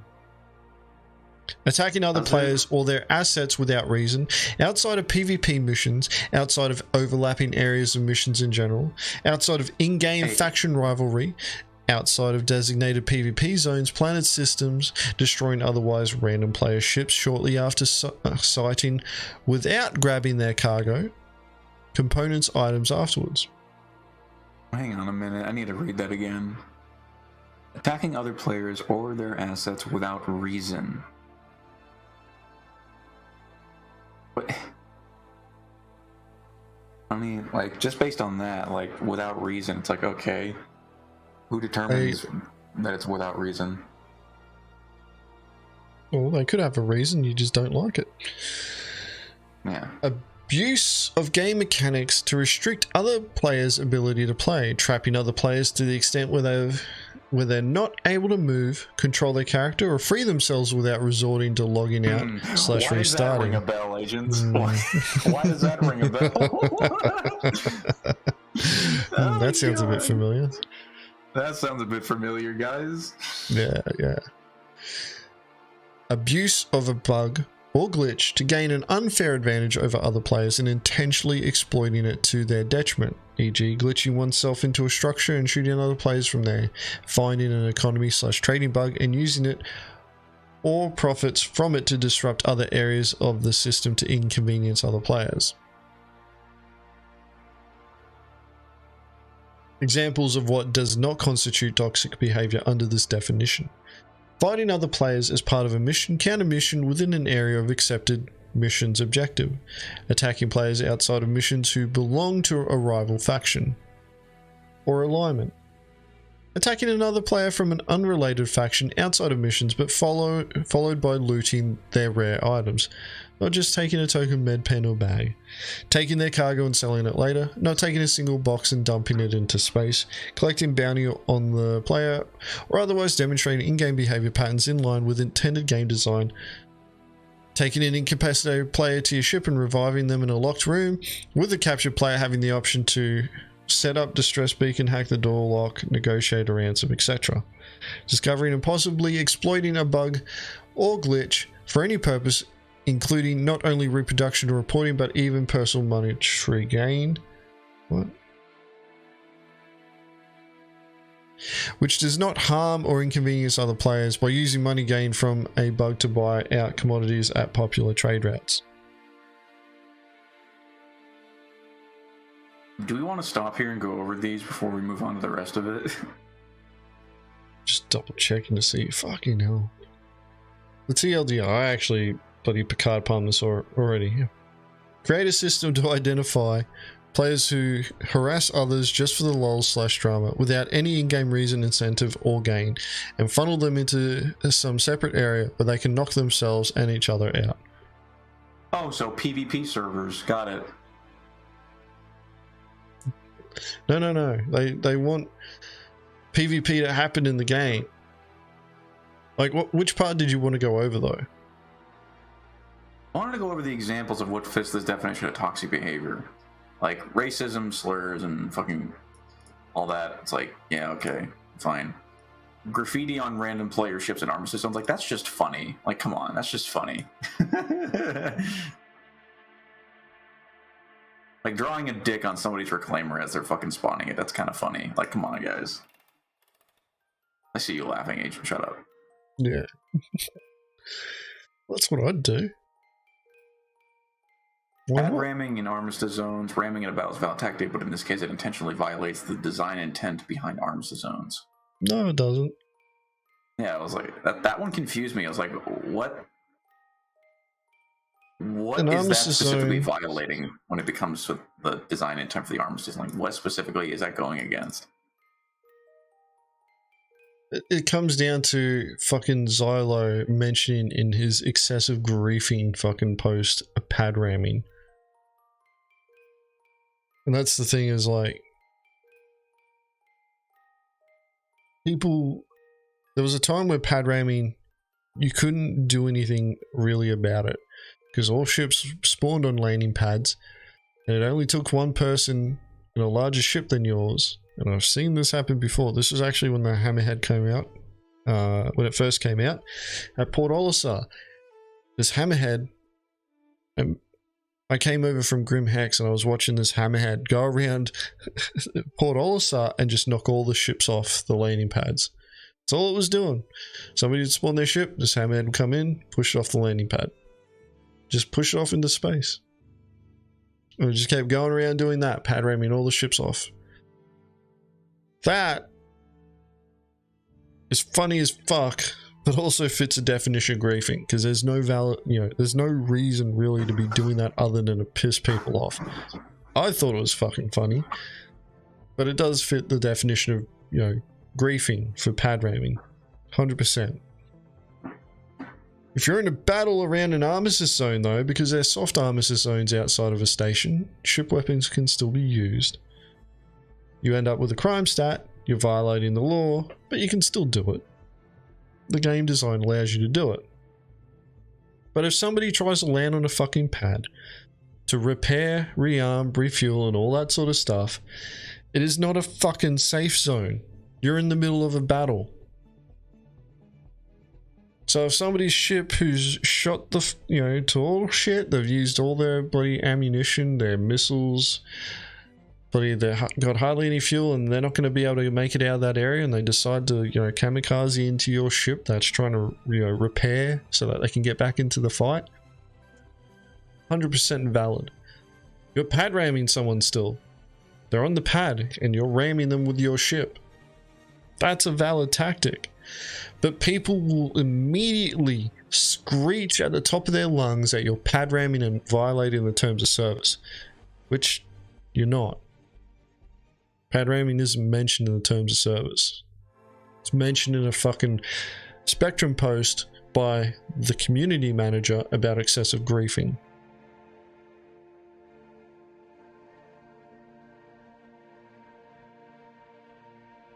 That's one of the things now where it's like,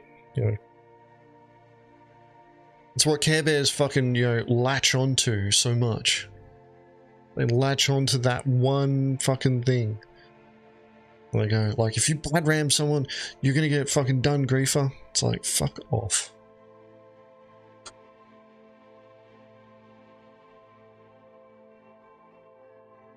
It's landing in an armistice zone, also grieving because you can't complete your loop.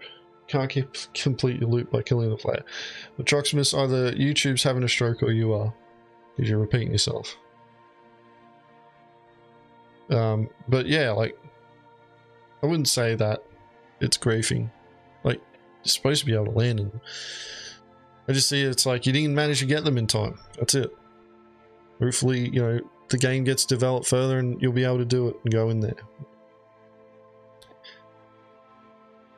Too many people, too many Care Bears fucking getting around screeching because they just don't want PvP to happen to them, and that's it. And they'll latch onto anything to be able to use as ammunition to throw at other players in the hopes that they'll get left alone.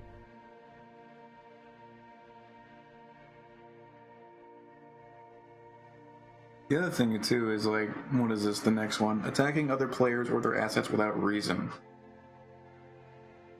Without reason, like this is interesting because it's like never without a reason, right?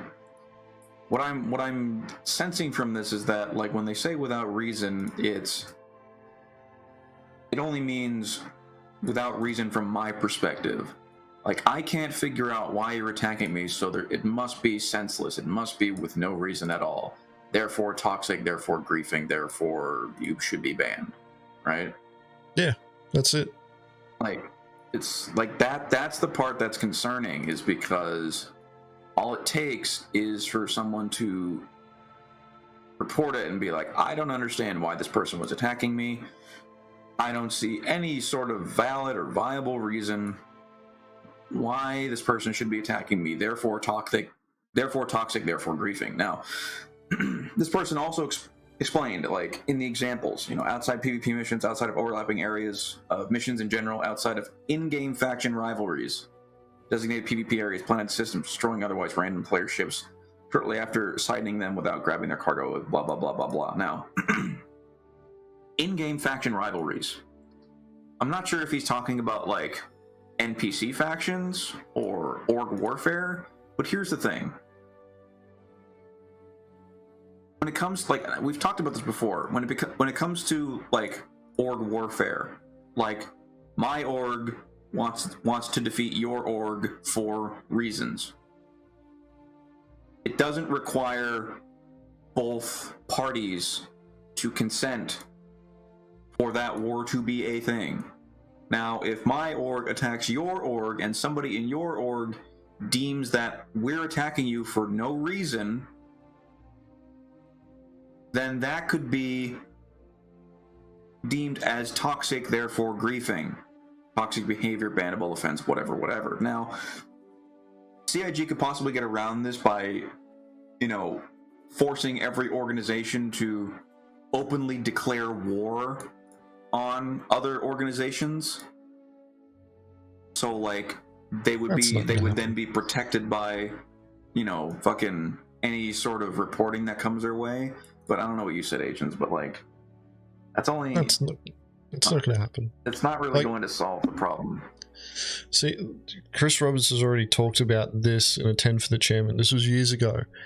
Because this particular question was asked about, you know, like how wars work, you know, between organizations. And Chris Roberts was pretty much like, well, there's not going to be an open, you know, a war declaration system, because why would the UEE want fucking two organizations fighting each other within its space? Like, that doesn't make sense. You wouldn't have them directly fighting each other. So if organizations want to go to war, they're going to have to fight in a way where, if they're in monitored space, that they're being really sneaky about it, or go into systems where the UEE or any sort of law enforcement has no presence, and then just duke it out there. And that's the thing about that, is, like, you know, people are still holding out for this, you know, war declaration system that organizations will have. It's just not going to happen. It doesn't fit within the lore of the game. It doesn't fit, within immersion reasons. And it just means, like, you can't fucking hide. You can't bloody be a Care Bear fucking PvE only org in this game. You're going to have to deal with PvP on some level, especially if you're going for the higher end, stuff. Even beyond that, right? Like, if that's not going to happen, and if there's currently no other alternatives that have been talked about or planned, this whole attacking other players or their assets without reason is completely invalidated, or should be completely invalidated.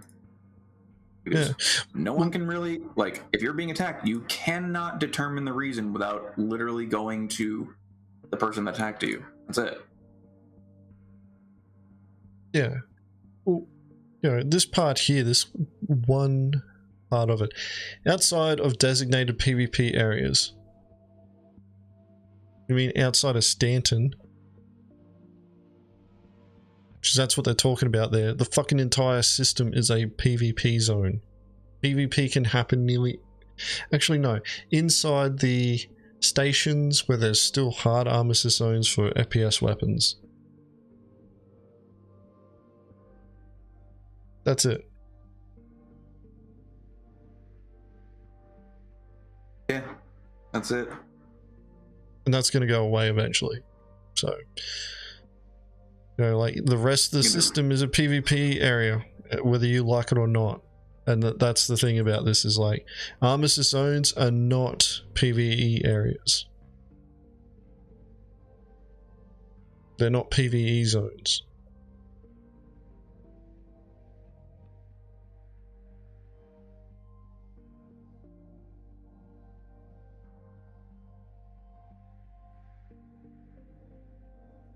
Yeah. Let's I don't even know if I actually want to continue with this now, because this person is trying to be reasonable to PvP players, but they're still dropping in, like, you can still get the PvE, like, we're trying to shove PvP into a fucking corner over there away from us so that we can experience the entirety of the game without any sort of real risk. Yeah. And you guys just go over there and you beat each other up over there. And when I feel like when I feel like that sort of content, I will come over to you. It's like, no, that's not how this works at all. You show up at Jumptown and you fucking acting like a tourist, and you've only got one Centurion sitting there, and I show up in an A2 and gonna bomb the fuck out of you, and you cry because the 50 people that you took to Jumptown were all tourists, and everybody's out their ships looking around, standing in a fucking line waiting to pull out a box.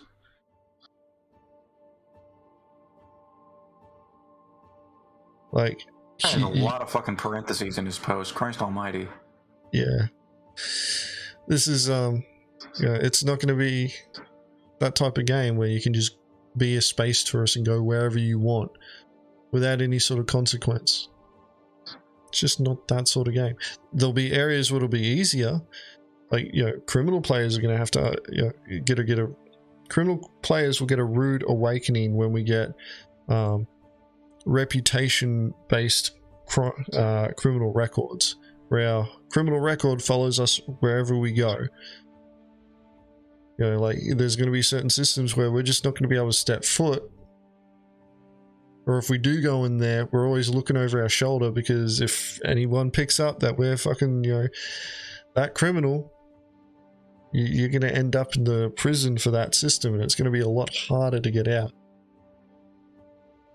But that's the other side of it is like, these types of players just are not going to be able to go into a system like Pyro and be a fucking tourist.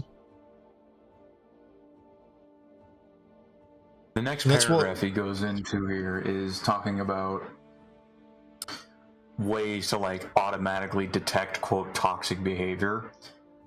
And he's pretty much going over,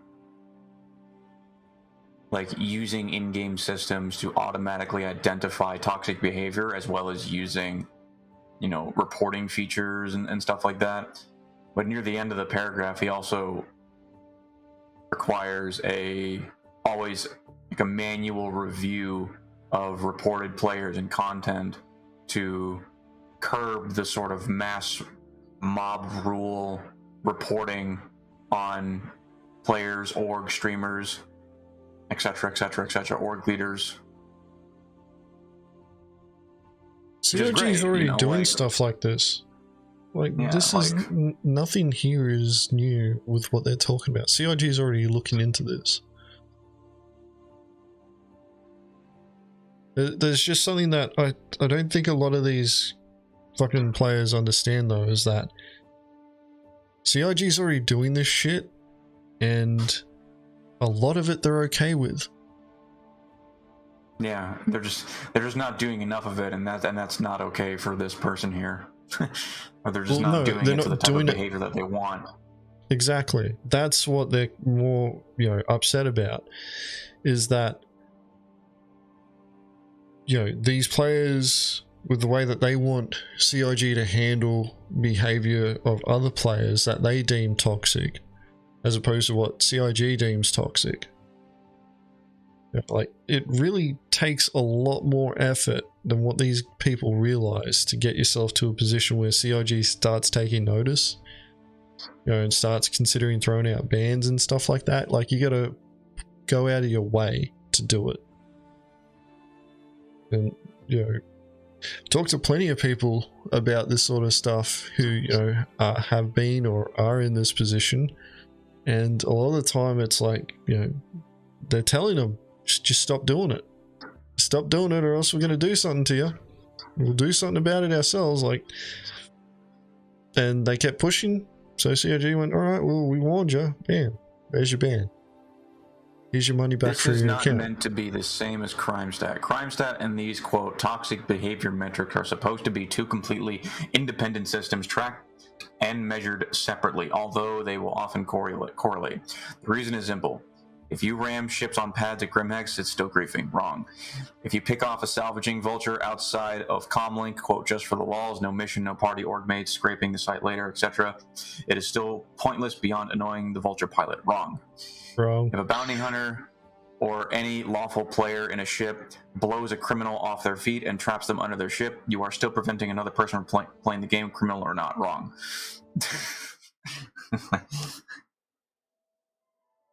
Yeah, like, okay. All that just, yeah. If you don't play the game the way that I want you to play, you're being toxic. That's how this works. You gotta make a pile of 30 bodies. Hey, dirty. And I don't think it's the pile of bodies that matters. I think it's the screenshot of those bodies. It's the spectacle. Yeah. you made CIG look bad, man. Congratulations. Consequences of toxic behavior. He continues, quote, an important preface. All right, listen up, guys. Any system designed to punish player behavior should have enough room for a, quote, gray zone or a, quote, buffer to account for things like bugs, accidents, or simply situations unforeseen by the system's developers, which is also why the system needs to be designed with a blacklist philosophy instead of whitelisting allowed behavior, and why it should strive to track consequences of actions instead of the actions themselves, like detecting that a player's movement is extremely constrained instead of looking for deployable shields placed in a particular manner.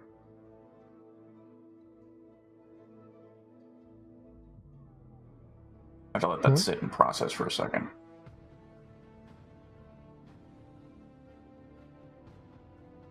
I read it. I didn't process it. Agents, help me. Well, I'm still trying to process it. Is that the third paragraph that you're on, or was that the first one?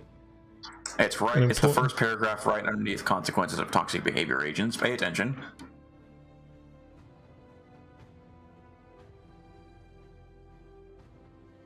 Detecting that player's movement is extremely constrained instead of looking for deployable shields placed in a particular manner. What?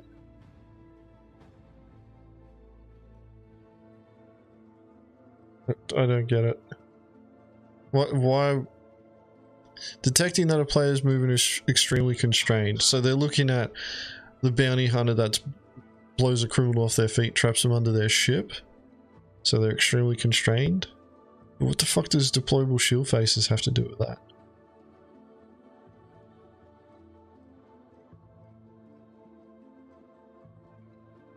This person is also arguing, like, instead of like whitelisting allowed behavior, you blacklist behavior that's not allowed, which is, don't they already do that? Don't they do both? Yeah, like, but even then, like, they'll inform you of what you're doing wrong.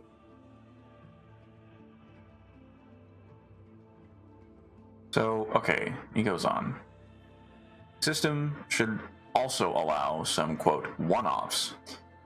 For example, indiscriminate shooting, hitting both NPC and possibly players at a landing zone, to pull guards to one area, thus clearing the path for the rest of your party with crime stat. Though certainly inconveniencing or outright annoying towards other players, the proposed system should mainly punish players who exhibit toxic behavior repeatedly or even consistently. Size of the mentioned buffer gray area should be subject to testing and discussion between the community and developers to look for a consensus. God, see, that's just between so, the community and developers. No fucking way. Not this community, yeah, man. Fucking, yeah, not this community. Not this community. You leave it. Fucking guilty. Griefer! Yeah, like, you're just asking. You're just asking for mob. You're just asking for fucking mob rule to influence. Yeah, man. Like developers' decisions, which is like it's not a good way to go, because the result will be the very thing that you were looking to avoid in the above paragraph, which is fucking mass reporting and mass, customer service, of like weaponization of customer service against particular people. That's the kind of thing that you'll create with this collaboration between community and developer. That basically, you know who it's not mentioned there, but you know who else will get involved? Fucking marketing. If they see the community sitting there going, oh, this guy's a fucking griefer, I don't like this, marketing pipes up and goes, oh, okay, well, we better make sure that we don't, we need to make sure that this game, caters to the, the vocal fucking crowd there. So, that thing that you guys were doing that we do allow, but turns out the community doesn't like, which is fucking false, because it's just a bunch of fucking Care Bears don't like it. They're louder than everyone else. And then the developers just sitting there going, oh yeah, but it's about game design and the game feel, and it's part of the system. And then marketing goes, well, we want to sell this product to as many people as possible, so guess what? You're going to fix it.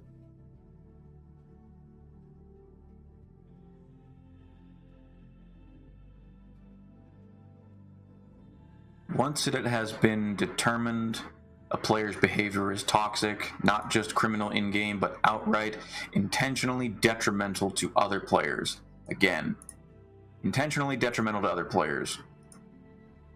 This is just general PvP gameplay. Like, it's meant to be disruptive, right? And if you're putting yourself in a position where you're constantly going to get disrupted, then there's literally no grounds for the players inflicting this on you for being toxic. Like, for me, the thing that I would consider toxic behavior is using the game to inflict real-life harm on another person. Now, and that's not, it goes beyond like being stressed or annoyed or frustrated or anything like that. Like, stuff that goes beyond, and you're actually like trying to harm the person IRL and using the game as sort of a conduit for that. That right there would be considered, that right there is something that I would consider toxic and unacceptable behavior, and CIG should take action against that to sort of thwart that person's efforts as much as possible. Now, if it's clearly in game, right? If it's clearly in game and all of the effects that are happening against a player is just in game, all of it fair game. All of it. Now, obviously, that's like with the exception of, you know, like you can make an argument for stream sniping and whatnot, which is a huge discussion that I have my own opinions about. You can make an argument for a lot of things about this, but in a game like this, in an MMO like this, where it was advertised and it's developed a certain way, it is extremely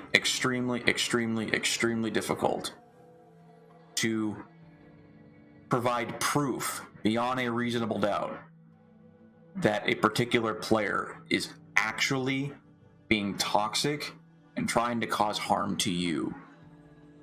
That goes beyond just flying around and killing other players for shits and giggles. That shit's perfectly fine, and you just need to get over that. Like, seriously. Who the fuck cares if fucking Gary in his Gladius is flying around Everest Harbor and shooting at everybody he sees? Okay? You can call that toxic? Sure. Toxic, that's fine. Should it be reported, and should that player be banned? Fuck no. No. Absolutely not. The game should handle that problem, which it does, by having fucking not just turrets. The game. Players should handle that problem as well. Well, that's the point, though, of the game handling it. It empowers players to be able to deal with it as well. You know, most ships come with guns on them. That player who's attacking other, you know, people in an armistice zone, for example, they're going to end up with a crime stat. They'll come up as hostile. The bloody NPC turrets will start shooting at them, start firing missiles at them, bloody spawning security forces. Players can take off, pick up call to arms and engage that person and send them to prison. It's like the system, like the game should be designed to handle that sort of stuff, as opposed to relying on COG going, okay, we're going to have to look at this player, you know, oh, they're shooting people in an armistice zone. Alright, that's toxic behavior because fucking the liquidator doesn't like people shooting at others in an armistice zone without reason, because they're not doing it, you know, for a reason that they consider acceptable. It's like, that should not matter at all. And it's a point that I've brought up in the past, is that the security system needs to be able to work independent of adjudication from COG as much as possible. It needs to be automated to be able to detect certain conditions that are being met for behaviors that COG doesn't want in specific areas. So if COG doesn't want players attacking other players inside an armistice zone, they set up turrets, they set up security, and, you know, they set up a law and order system so that, you know, it recognizes, hey, you're doing something that you're not supposed to do. Here's bloody, you know, a little fucking icon that goes on you. Here's a condition, a variable that gets changed to indicate that you're a hostile, that you're a criminal. These are your criminal charges, and the consequences of those actions if you die is you're going to prison. And they create deterrence.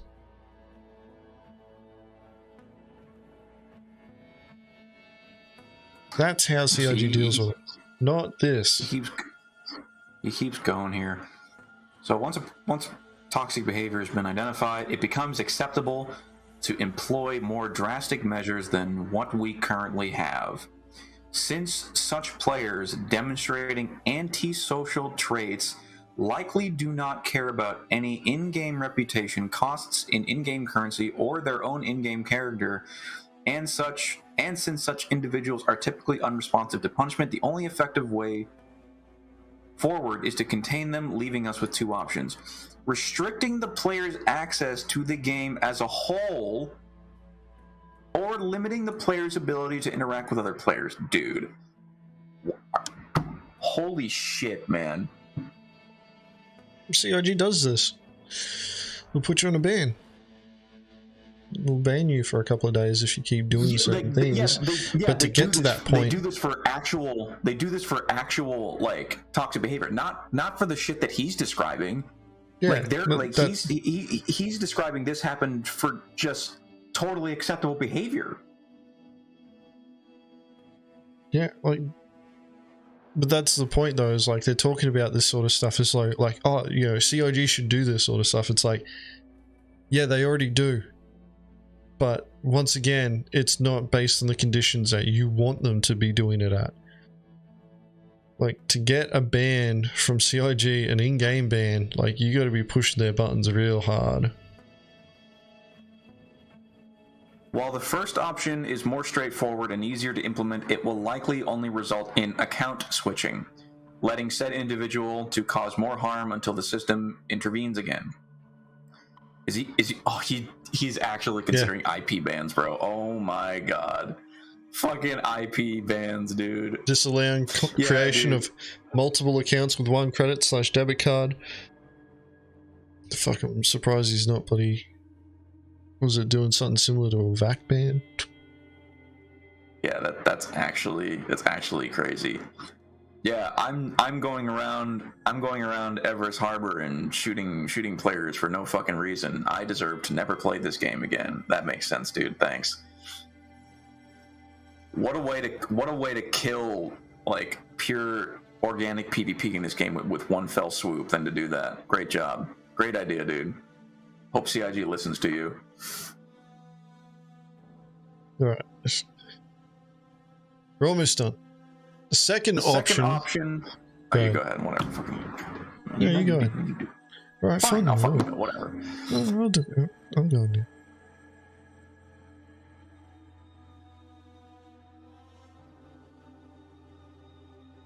Shit, want to do everything.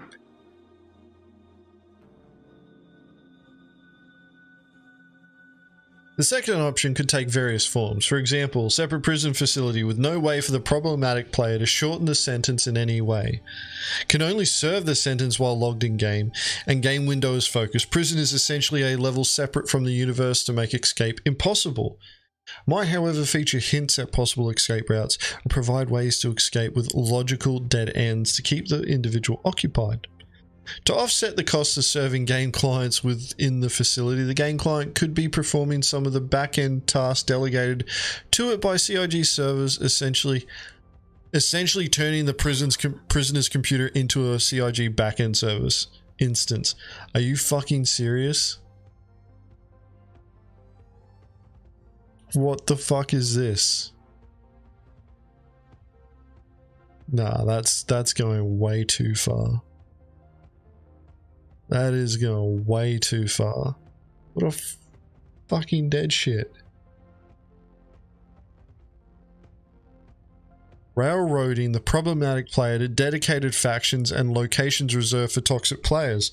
These locations would be clearly marked as extremely dangerous for other players, allowing consenting PvP players to enter and leave these locations at will. Why? Why does it have to be consenting PvP players? Just fucking let anyone go in there. But effectively prohibiting toxic players from leaving by spawning overpowered UE and interdiction squadrons in their way, constantly spawning environmental anomalies, preventing space travel in and out of the area, and providing toxic players with encounter opportunities against each other or against NPCs to keep them occupied.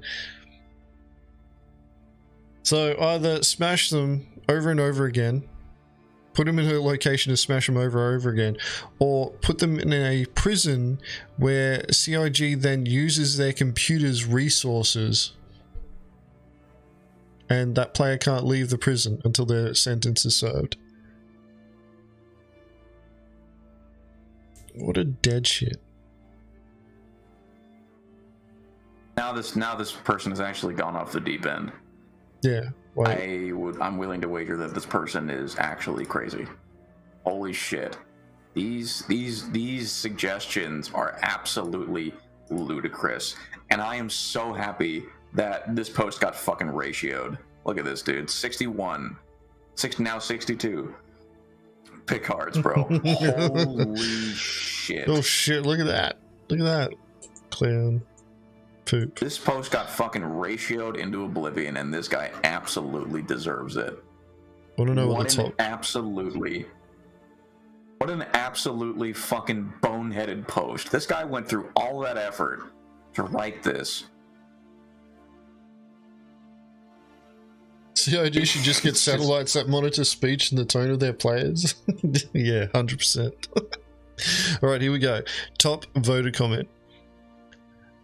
What fucking name is that? Whatever. Parentier. Attacking other players. Oh yeah, he brings up this. Attacking other players or their assets without reason. So you want to take the open world sandbox and fit it inside of a safe zone for PvE players. How about players being so desperate to avoid MMO sandbox gameplay, just buy a single player game? Wants people playing the game in good faith and not just here to ruin everyone else's time. Dude, like, again, this whole bullshit about ruining everyone else's time. It's like, you're playing an open world sandbox MMO, okay? This is not a fucking arcade PvP game.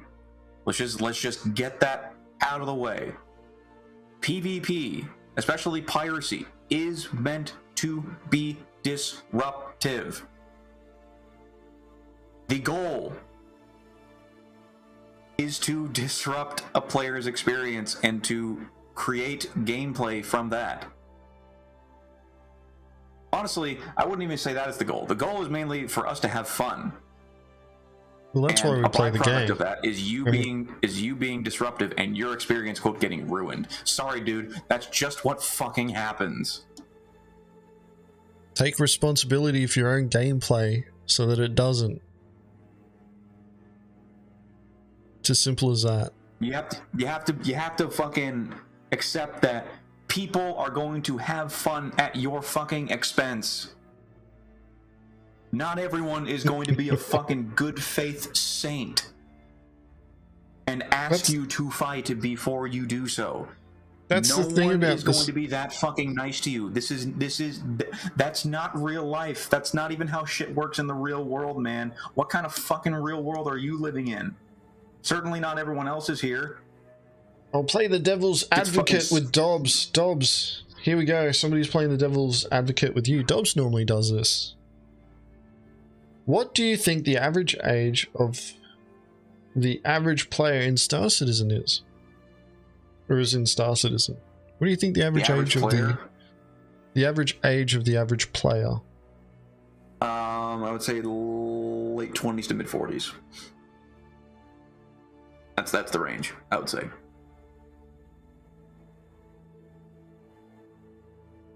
A couple of 30-year-olds. 35. Like, the amount of people that I've spoken to have seen, like, a lot of them are grown adults. I rarely ever see like groups of children playing this game. 30 plus. Yeah, like, see, like, they're all saying like within like the middle of my range. I was like late 20s, mid 40s, usually, yeah.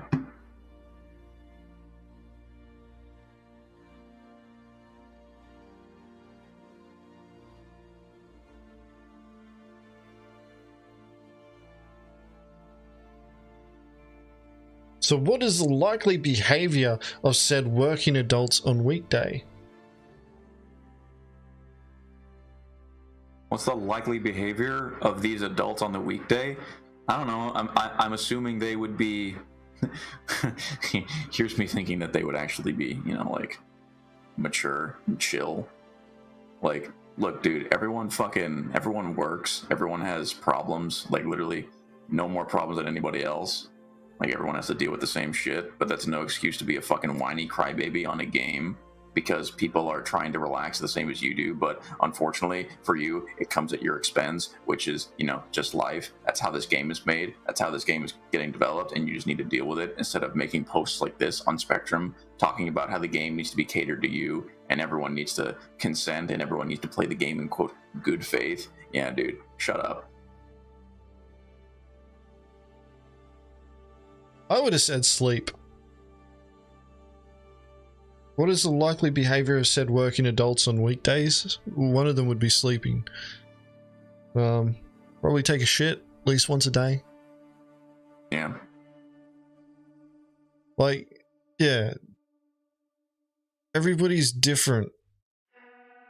You come into this game, you're gonna have a different experience. one of my many sayings. If you're, a regular watching this channel or fucking a member of Mongrel Squad, you hear me say this a lot. Buddy, it's important to take responsibility for your own fun. Because it's not my fucking responsibility to take care of your fun. Alright, just like it's not your responsibility to take care of my fun. I don't expect cargo haulers to just roll over and let us fucking take stuff. I don't expect them to fight back. They should. It's in their interest to fight back. Because if they don't, we're going to take their shit. And if they care about the shit that they've got, then fighting back is the best way to ensure that if we're attacking them, that they're going to be able to keep their shit.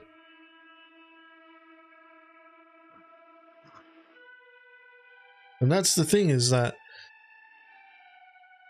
if you're not willing to take responsibility for your own fun and you're expecting everybody else to do it for you, you're going to have a bad time in a game like this. Because there's only two entities responsible for your fun. Two entities. You and CIG. That is it. I am not responsible for your fun. Dobbs is not responsible for your fun. Mongrel Squad is not responsible for other people's fun. The only time that I'll actually consider other people's enjoyment or other people's fun is those who are in Mongrel Squad or the sister orgs in the Mongrel Corps, because they're a part of my group. So that's when I consider their fun. Yeah. But if you're outside of that circle... how much fun I'm having, Agens. Nah, fuck you, man. You can worry about your own fun. You got big boy pants on?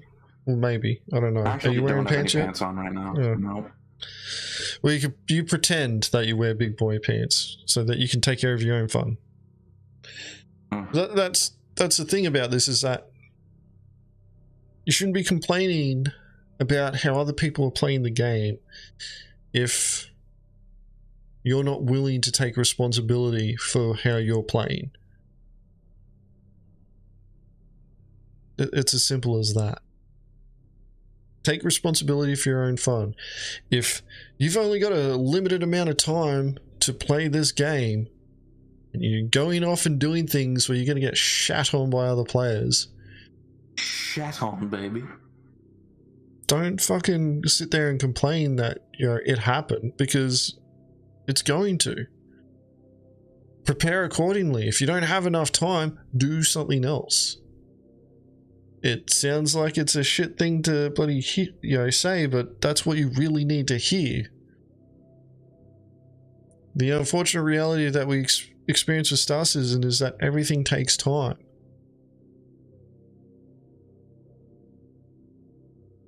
The RSI side is down, that's alright. This is the last one that we're doing anyway. Everything takes time in this game. And if you're worried about losing progress, or you're worried about losing to another player, and you're not willing to set yourself up for success by, playing with other people, having security present in the form of escorts or turret gunners, okay, that's how you're choosing to play the game. Don't get fucking upset when you get shat on by a group who does prepare, who does show up, who practices what they do, and who has the time to be able to spend more time playing. Take responsibility for your own fun. When people start doing that, they'll start enjoying this game more. But until they start doing it, they're always going to have a bad time. Because no matter what, the game will never be up to their standard, because they're expecting everyone else to cater to them. I think Gilda just went down too. Dobbs, we're back.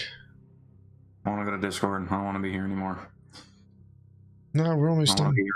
I don't want to be here anymore. Agens, seriously, I need you to help me quell all of the bullshit that I hear on a daily basis. I'm pretty sure you saw my comment in fucking general text the other day. I'm getting sick and tired of it. You need to help me. I'm on the fucking breaking point here. Yeah. Just... They already have the information. If people are going to complain, they're going to complain. Just ignore them. Can the game succeed commercially though if that time requirement stays as large as it is though? Yes, it can, because they can just add loops that cater to people who have less time. It's that simple.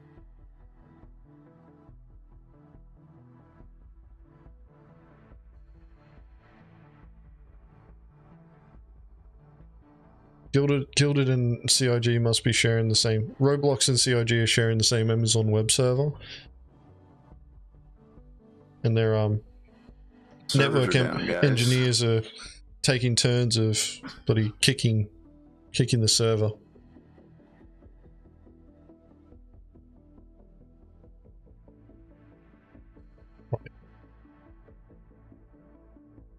There is no reason why this game can't succeed commercially though.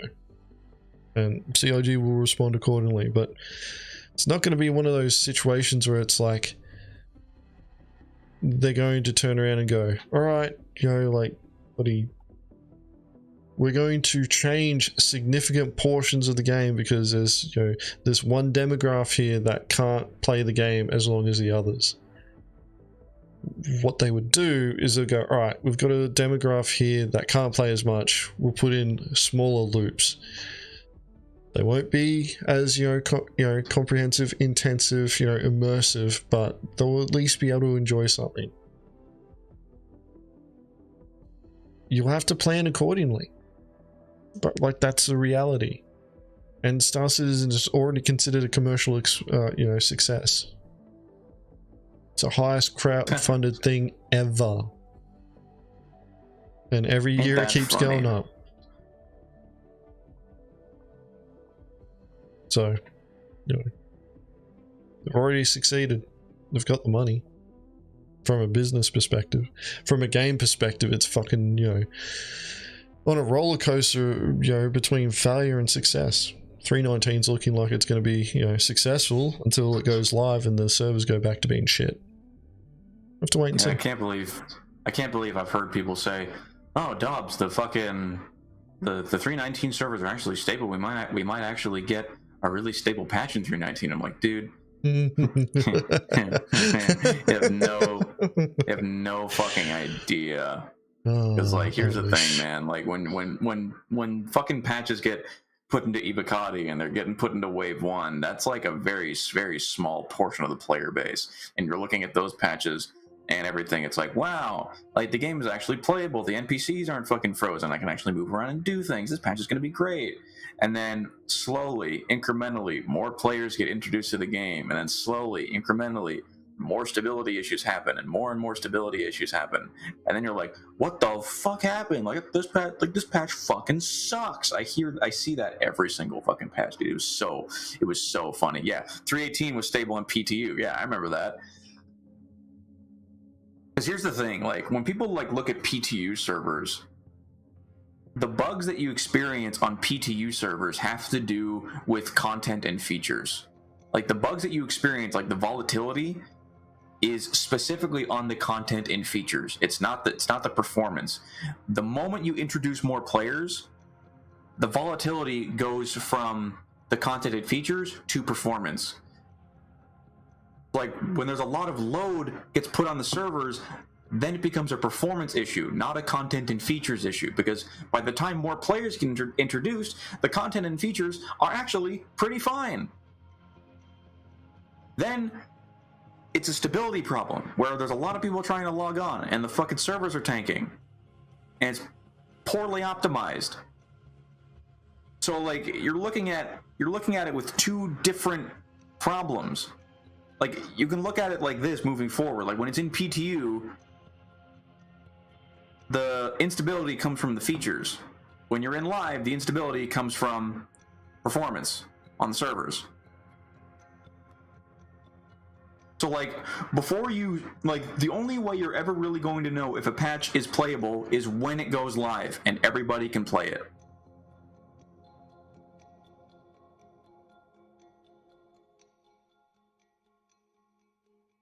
That's it.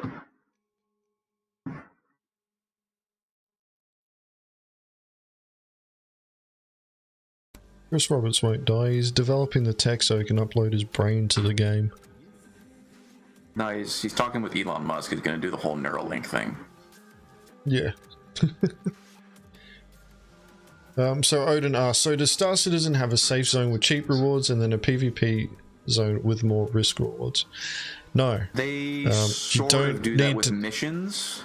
It's not, no, but it's not designated. We need to by... clarify the zones. This is one of the things. There is no such thing as a PvP zone. PvP can be done anywhere.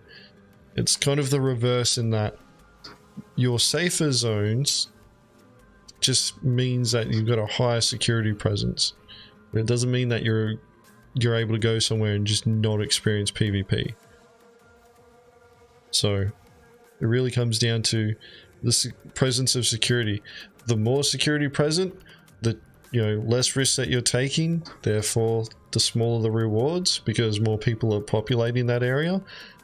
The less security present, the higher the rewards because there's less people going out there because they don't want to take that risk.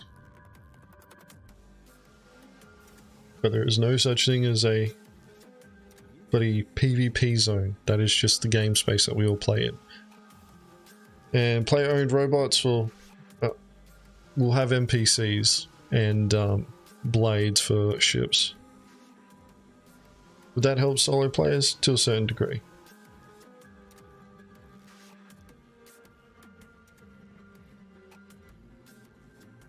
If Jumptown's finished, it's quite possible that we'll be looking at 3.19 coming out in the next few days, because COG will want to try and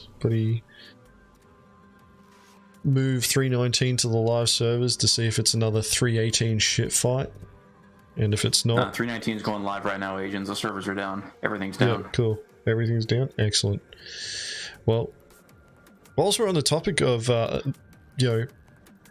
PvP and PvE not being a thing, we're going to move on to a video, Dobbs.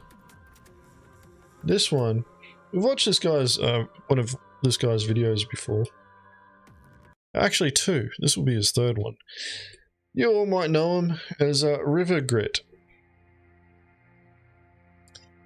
And the video that we're going to be watching is... I just linked it. Sounds like his audio is going to be quiet, isn't it? It's alright, the stream should be able to handle it.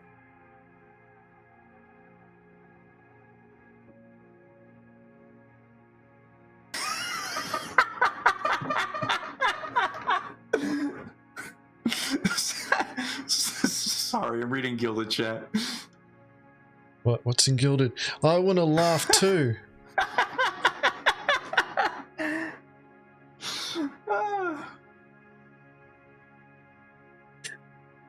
Oh god. Oh my god. Oh, I'm bro, Rico just gonna made do me it laugh, for him. man. I'm just gonna do it for him. I got rid of it for him. Oh my god.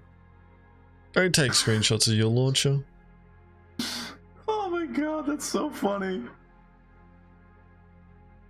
Oh, he got rid of it. He deleted it, man. Oh my god.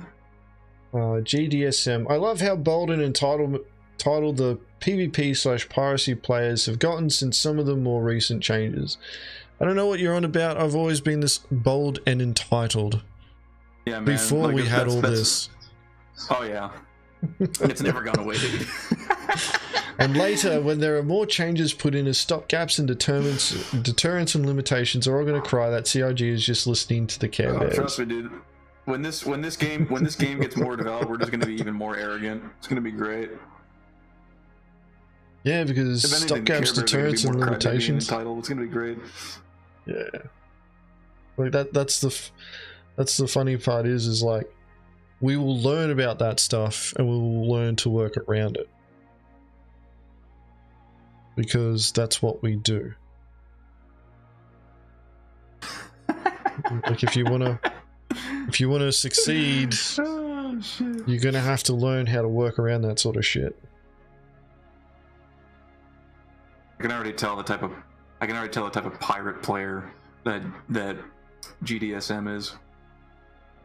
He's the type of guy that flies up to a cargo ship, knocks on their windshield and goes, "Excuse me, sir.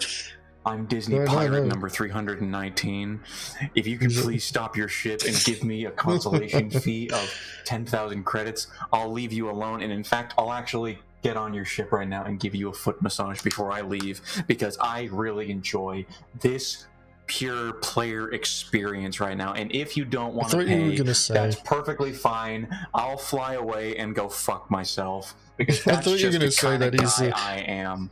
Type of pirate that would fly, EVA up to the side of a caterpillar and pull out his multi-tool with the oxy attachment and start trying to cut the door open. Yeah, he's got his fucking multi-tool with the cutter attachment. He's trying to fucking draw a hole in the glass so he can reach his arm through and tickle the guy's chin. You know what I mean? That's him. Jesus, fuck. All right. I'm sorry. That was very mean. What did he say? What did he say? What did he say? I forget. I can't scroll up in the chat. Oh, I can. There we go. Bold and entitled. Yes, that was very bold and entitled of me. Thank you. All right, let's see what River Grid has to say about the end of PvE events. PvE only events in Star Citizen just don't work, and in some fashion. Is his audio really quiet? Yeah, play again. Yeah, all right. Give me a second. We'll see if I can. Oh, it won't be as loud for me, but I might be able to. Boost it.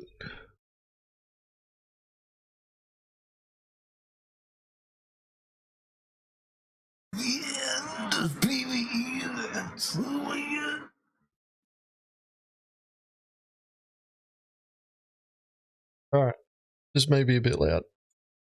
We'll see. I think CIG can agree as well. Oh my God, in fact, as of just recently, CIG mentioned a few things that would lead me to believe PvE only events are a thing of the past. The two types of players. There are two different types of Star Citizen players. There's ones that play by the book, your basic, typical PvE player. And then there's the kind that like to create their own game loop. They play off script, and they crave more of a challenge. Most of these players are your PvP players, criminals, and pirates. But there's one thing that's obvious, and it's that these players just don't mix well at all. So couple them with a server-wide event and someone is bound to get mad. Forcing these two types of players to play the same event together just doesn't work. Take Xenothreat, for example. Yeah, it does. It's shown me that one competent pilot can solo... Oh, what are you talking about, River Grid? It works great. these two types of players coming together, it's a great time. I don't know what he's talking about.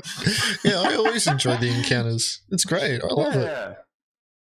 I for one know this. Yeah. My experience is always positive. Easily. It's a murder hobo's dream, a melting pot of all skill levels, and the rare opportunity that brings everybody on one server together at one location. But let's face it, one well-coordinated PvP org can ruin it for everyone. Siege of Orison has the same problems as well. You're bound to find players who are just looking to kill you. The funny part is, CIG doesn't care. They're not going to ban these players either. Here's the thing, you think you signed up for a... And thank God for that. You know what, we criticize a lot for CIG, but I think we can clap for that. Thank you, CIG. PvE only event, but in all reality, there's players out there that want to create their own game loop, and their game loop is to kill you. And honestly, they're not doing anything wrong. See, you have fun doing missions that tell you what to do. Do this, drop off that. But these guys just don't want to be told what to do. They like creating scenarios that can't be scripted, that are off the cuff. You can't cry about it either because the devs said it was an event that's optional to PvP. Yes. Now let me stop my crying and explain the only way to fix this problem. And it's to make the events playable for both the lawful and the criminals. Jumptown... Doesn't that already happen? Okay, now I should let him finish. And the Nine Tails Blockade are the only events that offer this, both giving you the opportunity to accept a contract as either a lawful citizen or a criminal. All of that said, I think CIG is going to come to realize that Siege of Orison and Xenothreat are never going to be truly a PvE event, and they're going to implement a system just like Jumptown, where you can take the mission as a criminal or as a lawful person, and both sides are going to end up fighting each other. Literally the only way to get rid of PvP in Siege of Orison is like to make it an armistice zone, where I shoot another player but it doesn't even hurt them. That's so dumb. I don't think CIG is ever going to go there. And with them mentioning that there's going to be Ninetales rep soon, I mean, that only makes me think that Siege of Orison is going to turn into the same thing as Jumptown. So for all the Care Bears out there who want to run at the first sight of PvP, I'd brace yourself. I do want to take a step back and cover something that I think everybody can get behind. Do you remember that money glitch in 3.18 and 3.18.1? What was the result of that?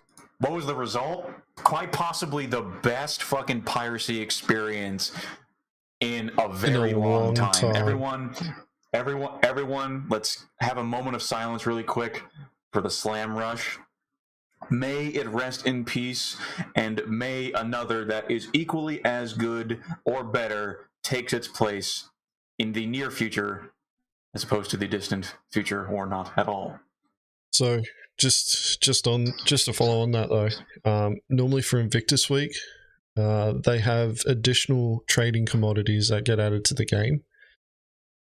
Fireworks, construction materials, audio-visual equipment, and they're only present for these events, and they're priced so that you can make a lot of profit.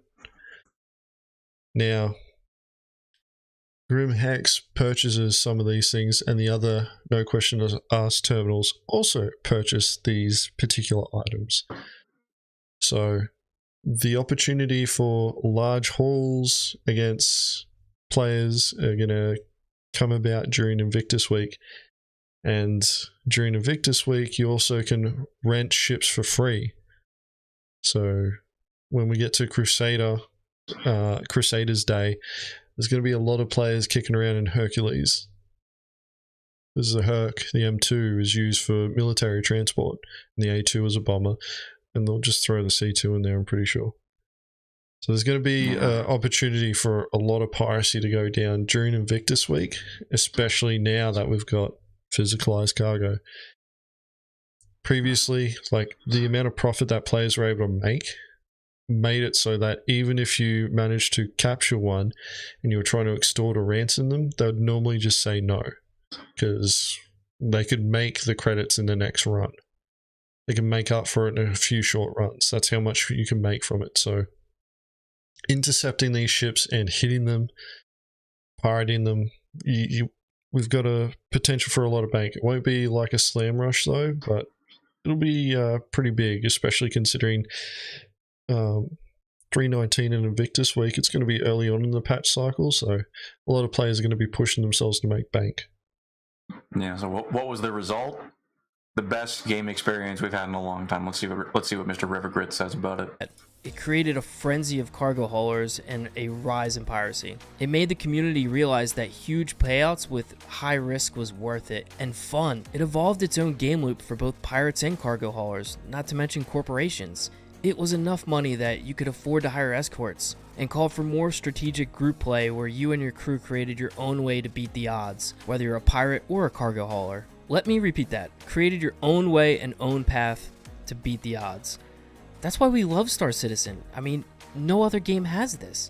So this is what Star Citizen needs. It needs true dynamic events. Give players the option to cash in on massive loot, but make it really risky for both sides. Now, obviously, the criminal payout would be higher because it's riskier. And again, like, talking about this, Agens mentioned this earlier in when we were reacting to the Spectrum post, to the first one.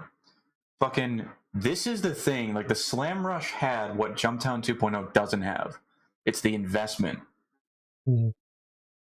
Now, like, I don't know about you, but I'm pretty sure you could chalk up that tiny thing as to why it was better than Jumptown. Those players cared. The resolve that players had to sell their shit and get away and fight over the fucking drugs was so much higher than having to go to a lab and fucking daisy chain a whole bunch of boxes into your ship for fucking hours, right? Like, this actually felt more like the original Jumptown than the new Jumptown. Yeah, and it was quite And, like, sad. CIG should be looking at this and be like, we need to do more of this instead of trying to, you know, like, because I can understand the need to sort of innovate and build on what's already there. Like, I get that, and I understand that they tried things, but at the same time, if it broke, don't fix it. If it ain't broke, don't fix it. Excuse me. We've also got a new dynamic and a proper dynamic event coming up, and it's probably just going to turn into a fucking Care Bear zone. Ghost Hollow. Yeah, and I looked at the fucking, like, because literally all you have to do is stand next to a terminal, let the money accumulate, and then press the deposit button, and that's it. And from what I've read, because I haven't even tried it, from what I've read and from what I've heard from people that have done it, like, the payout is so bad, not worth the time it takes to sit there and wait. Because here's the thing: they have adjusted that. all of the amount of shit that it would take to get there, right? Because the point about, like, literally bringing an A2 to fucking demolish the entire site and everybody in it, so that's totally valid. So what are you going to need? You're going to need more people and resources to counter that, right? And more people requires more money. And if the money don't cut it, then no one's going to fucking do it. Yeah. Like, the payout needs to be way higher than what it is. The problem that CIG has is that because players can hide on a plethora of different servers, you'll have players who will be like, if CIG bumps it up to 1 million, which personally I think they should for the amount of time that you're going to invest there, and, you know, if you want to lock down the place properly, you got to bring a good crew. You're going to want ballista setup, Centurions, and air cover as well. So yeah, and that's the reason why, like, fucking, why am I not Alien? Sorry if I got your name wrong. The A2 can actually hit hit people inside of that wreck. So if an A2 shows up, you need to push assets to go and engage it, and you want your ballistas firing at it. So you're gonna, like, you need a proper crew to lock it down. Like, the A2 is such a massive force multiplier that you are going to need a substantial amount of people and resources to counter it. Which means that it requires that the payout for these missions should compensate for the amount of resources and people that you have to bring with you to counter that sort of play. Yeah. Like, you can call this an A2 problem, because it is. Like, and I'm not saying the A2 needs to be nerfed, because it certainly doesn't. We've already had that discussion 10 times over. What I'm saying is, yes, what I'm saying is that the payout needs to compensate for the amount of resources required to effectively hold and defend these areas. Now, 150K or 125, whatever the fucking number is per whatever terminal, yeah, it's not enough, man. It's not enough. See, the thing is that if CIG bumps it up, Care Bears will just hide on other servers and they'll just make lots of credits that way. Server meshing. Yeah, like, that's an event where you really do need server meshing, but it's a proper dynamic event. To start it, you need to turn the comm array off. And when you turn that comm array off, eventually you get a mission from Rudo. And then you go down there and, you know, it's on. Yeah, it's not the dynamic events in air quotes where it's fucking scheduled by CIG, you know? Yeah, and I'm still surprised that CIG hasn't updated Jumptown so that it functions similar to the way that Security Post Korea does. That said, though, like, there's nothing stopping CIG from, you know, like, adding features now, and now that we've got 3.19 and, you know, ship components and stuff like that. You know, imagine going to Jumptown and you have to start the generators if you want it to run. So you go down there with a couple of size 2 power plants, and you put in your own power plants to start, you know, the drugs manufacturing process, and then you've got to lock that place down. You know, to increase the amount of resources that you got to put in there, you've got to import, you know, components to build the drugs. So you're dropping cargo off, and it's being consumed. You know, the power plants, you know, can lose power over time, so you want to swap them out. You know, actual investment is required in these events so that you want to actually fight to maintain the position, as opposed to everybody just showing up and it's like, oh yeah, there's, you know, 100 boxes there, you get killed and it's like, oh well, I'll go do something else. As opposed to like, dude, we've just put 500k into this, and bloody, you know, like, our power plants are down there, you know, we've got all those resources down there, bloody, let's all group back up and get the fuck down there, you know, retake our stuff so that we can actually benefit from our hard work.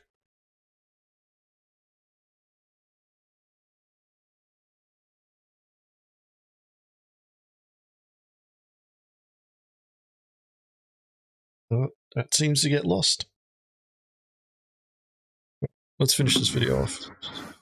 If someone kills you, you're going to jail, and it could take up to 30 minutes to get back to the event, if not longer. Adding events that cater to both sides will just give PvPers more things to do, and it'll keep them occupied, because honestly, at this rate, the only thing for us to do at Siege of Orison and Xenothreat is just kill everyone. I'd like to see more dynamic events, simple ones too. I mean, ones that happen maybe every week, and it might last for 20 minutes.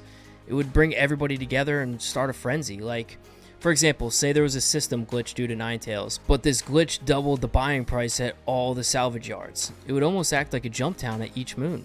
Or say you get a ping from the UEE and the Ninetales have a caterpillar full of refined quant just sailing through Crusader. It's your job to find it, and if you find it first and blow it up, then you get to keep all the quant, but then you're going to have probably campers trying to take the quant when you're trying to sell it. So, I mean, I think all these random things would add cool events that would just bring people together and be more dynamic. The current events that just say, go here, shoot that boss, and you win, I mean, there's nothing dynamic about that. All in all, playing with a group is some of the most fun you can have in the game, and I think CIG needs more events like this. However, I'd like to see them cater to both criminals and lawful players. And the best part about it is, it'll create new game loops, and who knows, it might even make some ships that are pretty much useless right now usable again. But as of this very moment, PvE only events will not work, especially if the PvPers are not occupied, because right now, it's like shooting fish in a barrel. I'm Rivergrit, thanks for watching, and if I see you in the verse, then GG's in advance.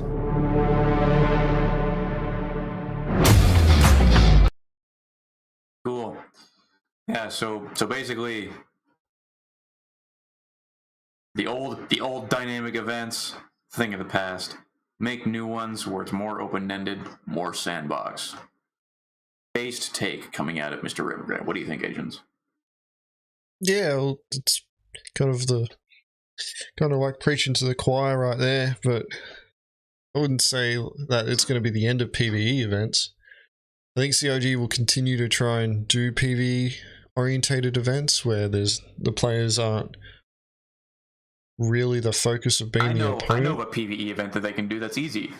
Fucking go-kart races. Yeah. Huge payouts. Go-kart races, yeah. That's a PvP event, Dobbs. You're racing other players. That's player versus player. It's what a lot of people don't think of as well. Like, they don't think of racing as PvP. But it is.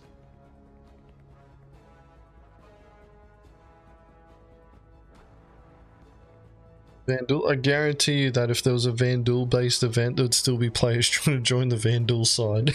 just oh, yeah, absolutely. Just to I would do it. Just so that they could actually do it. Cleaver. Well, no, we'd be attacking the Vandal for that reason.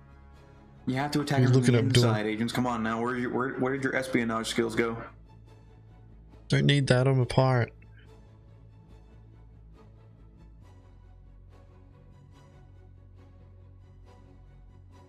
I'm just there to steal their shit.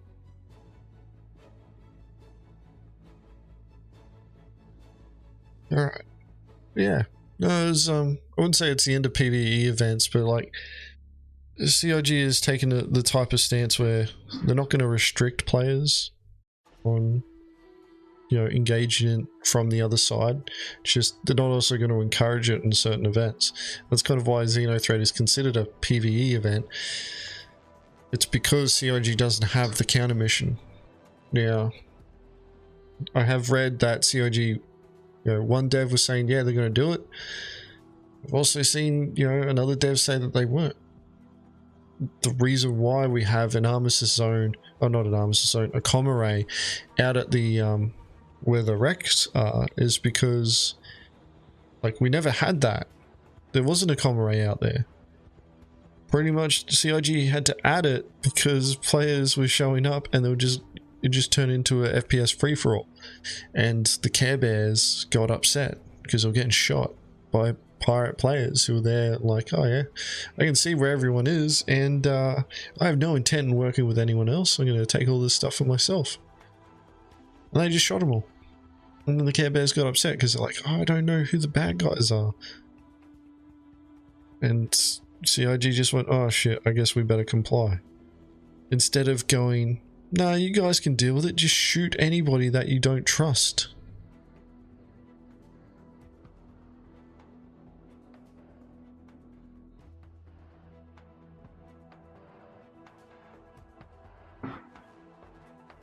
I'm just waiting on those fucking crazy ass alien Vandal fights in Squadron 42. Like, the fucking, those fights against those kind of creatures. Oh yeah, they're supposed to be fucking dangerous. Like, the spears and shit, they're supposed to fucking mount you and fucking stick a stick up your ass and shit. It's fucking crazy. Some people, that's a good time on a Friday night.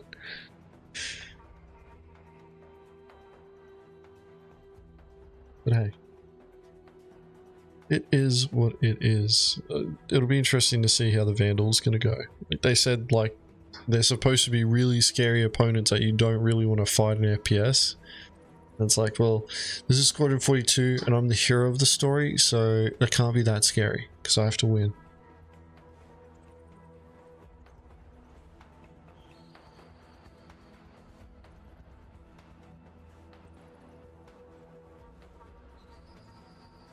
Alright.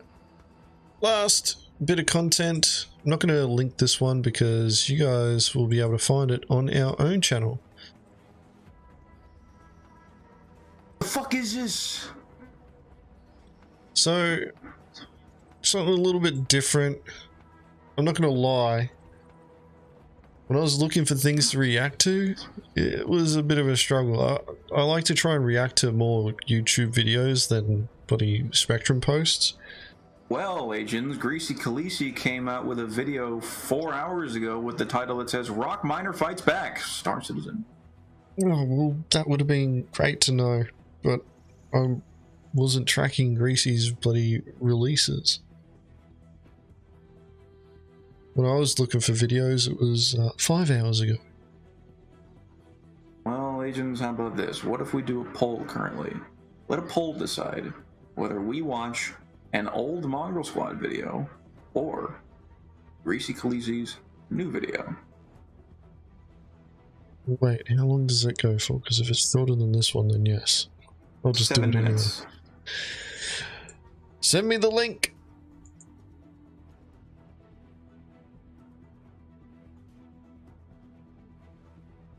Where is it? Has it been suggested? No, I got it here. Links. Actually, no, I'll throw it in the fucking watch together. I should just do that instead. Oh yeah, you can do that. What am I on about? Alright, we're not reacting to our video. You can go fuck off. Alright, we're gonna check out Greasy Khaleesi's new video. He's just come back recently, hasn't he? He was on a bit of a break. Why is it still showing this one?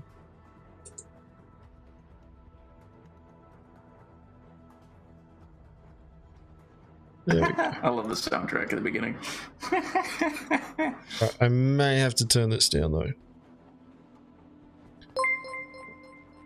Hey, Hex, thank you very much for the super chat there, man. Can we get a G502 review from Dobbs? Like right now? This second. Honestly, I like it. The ergonomics are really nice for the thumb. The button placement is actually, like, I would say, like, the button placement for the thumb buttons are probably my favorite part of this mouse. Common problem that I have, like, with all mouses is, like, a place for my pinky. It's like my pinky just usually kind of ends up, like, lingering around, and I don't really, like, just kind of uncomfortable. But other than that, like, it fits really well in my hand. It's really responsive. The infinite scroll is good. I feel like I'll find more use of the infinite scroll in 319 with the tractor beam now toggleable. But yeah, it's honestly a great mouse. I'm having a lot of fun with it.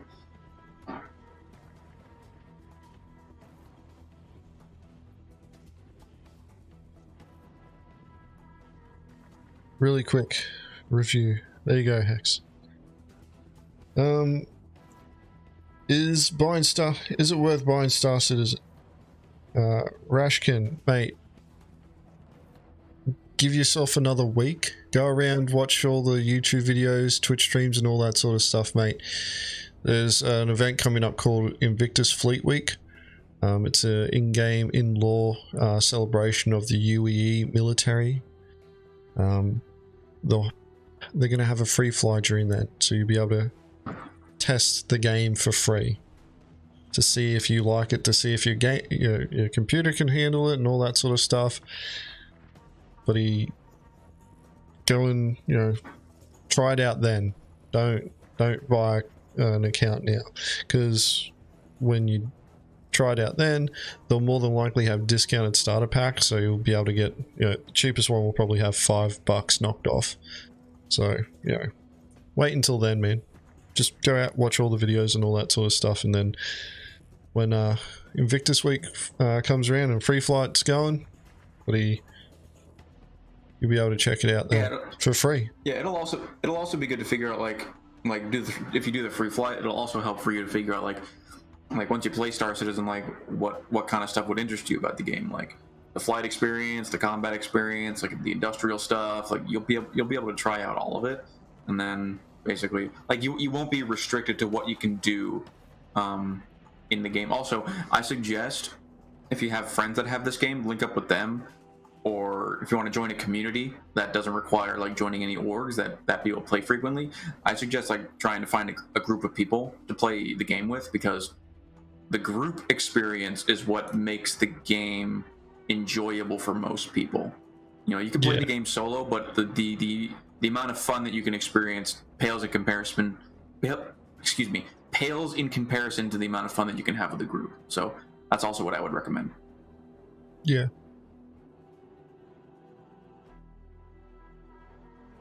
And plus, you guys will all be able to talk to each other, give each other hints and tips and stuff like that. Yeah, like there's also there's probably quite a lot of other free flyers that you can possibly hang around with.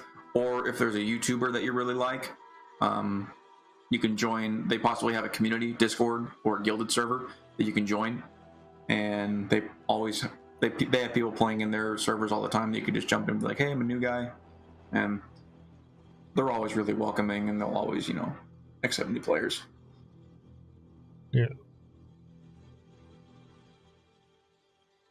that's actually not a bad idea there, Space Ghost, but we've already moved on from that.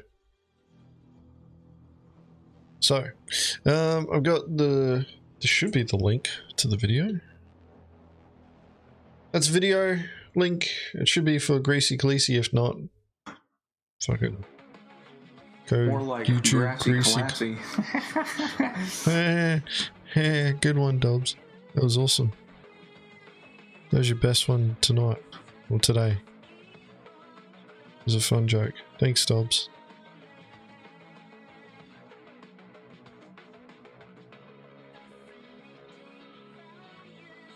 Anyway, we've got Greasy Khaleesi here, and what is it? Rock Miner Fights Back. Have I heard this before? Oh, mine was when miners attack. Oh, we should show a clip of that. One. That was fun. We'll watch this, buddy. I need to go to bed soon anyway. Alright, so Greasy Cleasy, I'm going to turn this music off. Been a while since we watched their video, so let's see how this goes. Oh, the music. Mario 64. So, I was on Daymar and I noticed a Cutlass Black on the radar. Could it be a miner? Let's go investigate.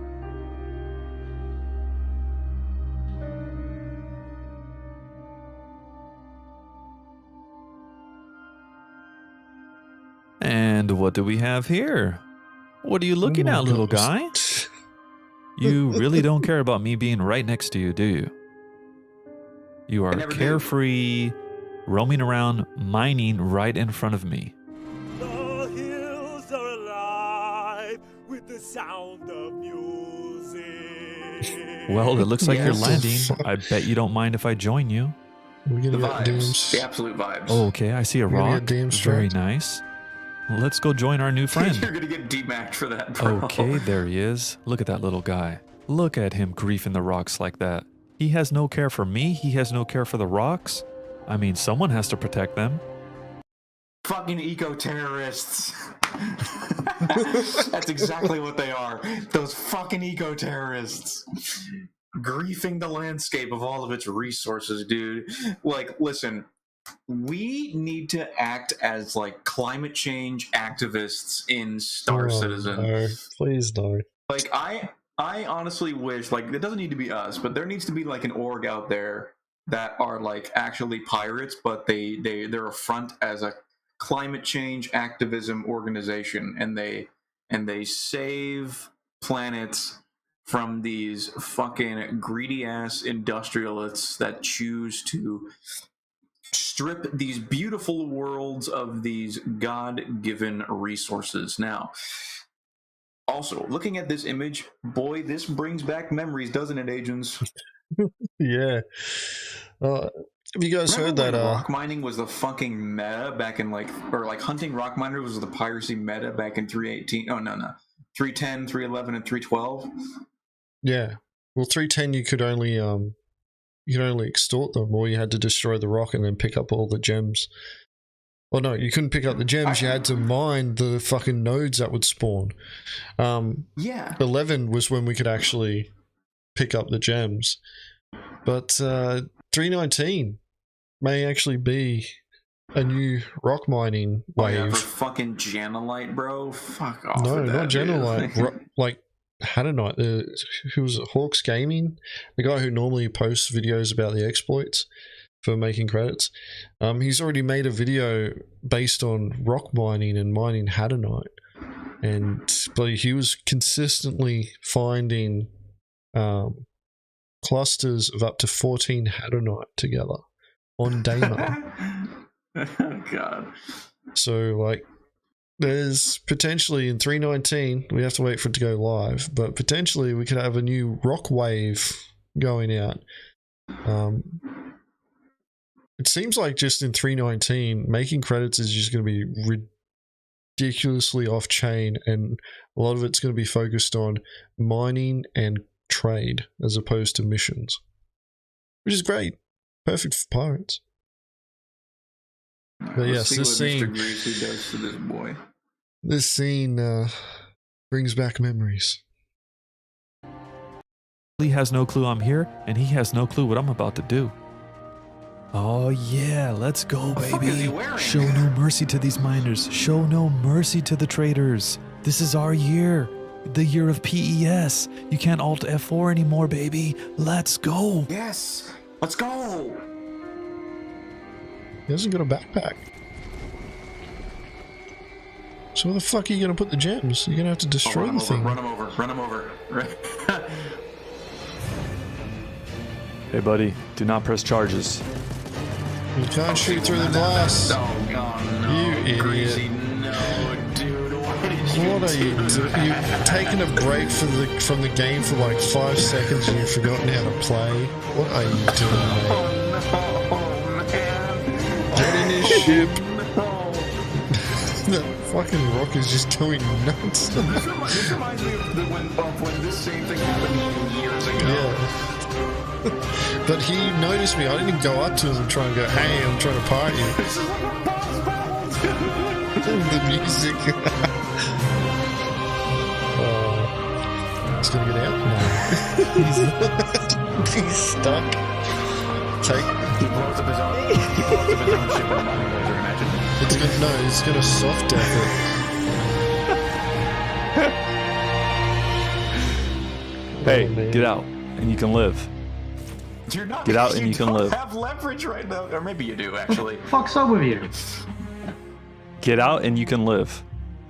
Stop firing. Yeah, and you gonna fucking take my ship. Oh, so I can live, but I'm fucking stranded on a desert planet? I will not take your ship. How do I know you're telling the truth? You just fucking came out of nowhere and tried to fucking rob me. Well, you got more to lose if you don't comply. I got fuck all to lose, bro. The fucking game just started. This guy, okay, look, he's in the middle of the situation. He theoretically has a few ways out of this. So he can actually, like, the guy already knows he's there. The fucking laser doesn't really do much, right? So if he's quick, he could actually, like, run in there and pop the guy in the seat pretty quickly. But it's not really... You would need to be very quick to do that. The other thing is that this guy in the rock, if he really wanted to to slight Greasy, all he has to do is just hold the backspace button, and his fucking rock blows up in 10 seconds with him, his ship, the rock, and the gems all going with it. Yeah, I don't think Greasy would be able to get out. Well, Greasy tried shooting him through the front glass for starters, so I don't think he realizes that you got to go through the side. So I don't think we would know that, but we would have ended up in this position because we would have just popped him from the side straight away. It's the gap between the net and the glass, I'm pretty sure. Yeah. It's kind of interesting the position that he's in because he's trying to negotiate with Old Mate. If Old Mate gets out of the chair, Greasy's going to be able to pop him. If Old Mate leaves the ship in the rock, Greasy can just take off and then pop him with the ship. Yeah. If Greasy tries to run out, Old Mate's going to be able to just laser him down. And if Greasy tries to get in the pilot's chair to fly around, Old Mate's going to get out of the rock and pop him. So this is actually a really, really interesting scenario. So them talking is actually, this is probably Greasy's best play at the moment, is trying to negotiate with Old Mate. You know what? You got a crime stat, buddy. Yeah. And? If I kill you, you're going to prison. Okay, that's like what? 10 minutes? That's more than 10 minutes, buddy. I don't think it is. I've only got a crime stat 15. 1 right now. Well, you want to take your chances there? You're going to have to start all over, come back here again, or we can work something out. Alright, what you got in mind? Okay, you exit the ship. You send me 10K, and I'll go about my way. Okay, how about you exit my ship, I send you 10K, and we go our ways. Okay, but you have to leave first. Drive out of here. And then I will come out. No, you're going to kill me. See, this is an interesting position because it's like the leverage here isn't heavily skewed in one way or another. Like neither party has complete control over the situation. Yeah. Like Old Mate has leverage right now while he's sitting in that rock. He can basically do whatever the fuck he wants right now. And Greasy has options, but as long as that dude's in that rock, it's gonna be hard for him to actually get something done unless they're able to come to an agreement. Like, if Greasy can get into that pilot ship... I don't even know if this thing's doing damage to you. I'm just panicking. It does, and you can run me over. So, if Greasy could get into the pilot's chair without Old Mate noticing, he could force open all doors. and then try and make a run for it. But then he's losing the leverage that he has. But Old Mate may see him do that, get him bolted, get out of the rock, in which case Greasy can just loop back around, come up the ramp, and just pop him in the back. But I think it's going to go down the route of negotiation here. Yeah, he just... Yep. I'd be the most weary of the self-destruct on that rock. That's the thing that I'd be most weary of. Just getting him out of that as quickly as possible. I mean, I'm stuck in the ship right now. You can literally just go behind me. Okay, get well, out. reverse, and I'll be right behind you. It's kind of stuck. Okay, well, go forward, go backward, go forward, go backward. No, it's like it's stuck. It won't move. Oh god. Get over here! Well, you're you're kind of aiming at me. Your little laser's aiming Yeah, at because me. fuck it. All right, there you go. All right, that's it. There you go. There you go. Just put it away. So what? What's the plan? Okay, hold the Y. Get out. Exit the seat. No, because you're gonna shoot me. I'm not gonna shoot you. I can shoot you now. Then put your gun away. Okay, No, guns no. away. You know I'm unarmed. Okay. Until he turns the mining laser No, back on. I want the gun on the floor. I'm not I gonna want the put it gun on on. the floor out here. Bro, Yeah, that's bro. what I want it on the floor out here, whereas I'm not moving. Just go out there, run past At it. this point, I'm trying to self-destruct the ship. This guy's a character, No. man. I don't know what I'm gonna do here, Oh no. but I can't really stay here too long. He's a little quiet. Open all the doors. Damn, it's not working. Come on, bro. Get out.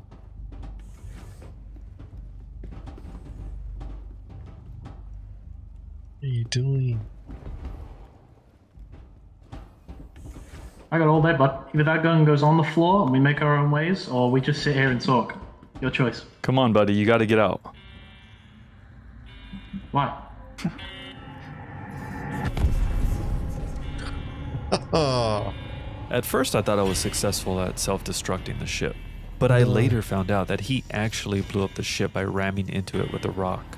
As you can see here, I actually survived, but I was bugged out, so I had to relog. Anyway, this was a feisty little rock miner. I do respect him for that. I do respect him for fighting back, but you're no match for the grease. I mean, I mean, that was just goofy. That was such a goofy experience, man. I loved that. there's nothing that you could have done about that. Like that wheel being stuck in the what's it called, inside of in the wall of the Cutlass. It was just a matter of time before it blew up. Even if Greasy... Oh, shut up. Christ Hey, almighty. Dobbs, you're getting a call from somebody that you don't know. No. Even if Greasy had tried to comply with Old Mate... Loud as fuck. He still would have potentially lost out. Like, putting that weapon on the ground... No. Oh, I may have considered it if I had a pistol on me. Because the next thing, as soon as I'd put the FS9 on the ground and just stand there and try and stand in a way so that they can't see my pistol, and then wait till they're getting out. And if I see them draw a weapon, I'm drawing my pistol and gunning them down. Yeah, Old Mate had a lot more leverage in that situation. Fair play on Greasy trying to leverage the situation a bit more. I'm surprised he didn't try and open up the doors though. Open up the doors, run out the side, try and encourage Old Mate to get out of the rock by making him think that he's got the time to be able to do it, and then quickly run up the ramp and cap him in the back. But, you know, it is what it is. Like, fucking rock hits like that, there's no fucking There's no definitive way to go about it. You just got to play the hand that you got. And, you know, that was the best that Greasy could do out of it. To be honest, like, fair play on old mate talking. If you hit that first shot, then you probably would have...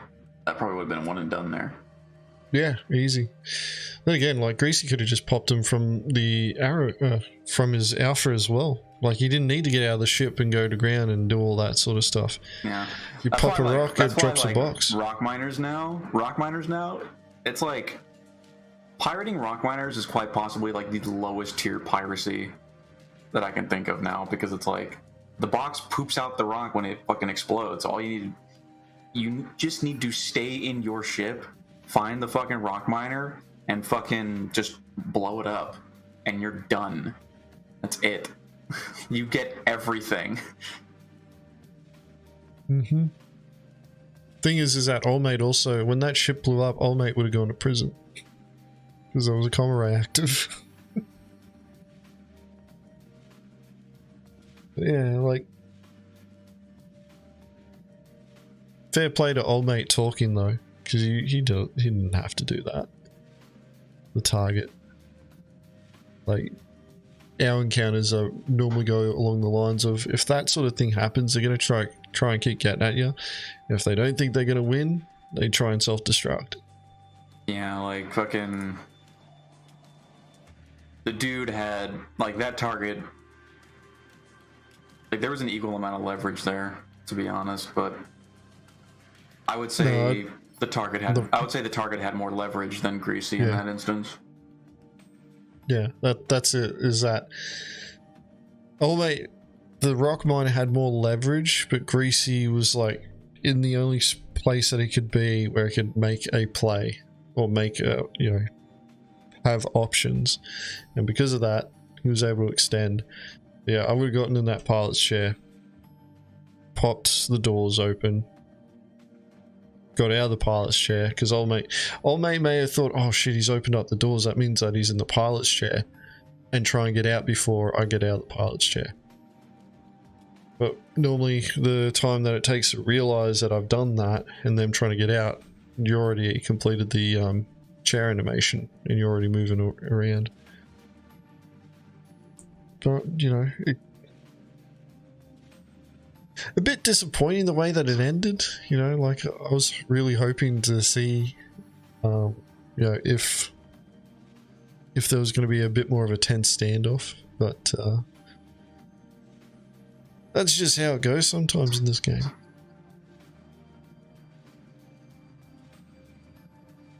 Alright guys, it is 4:30 in the morning for me, so I'm going to call it there on the stream. Thank you very much everybody for coming along.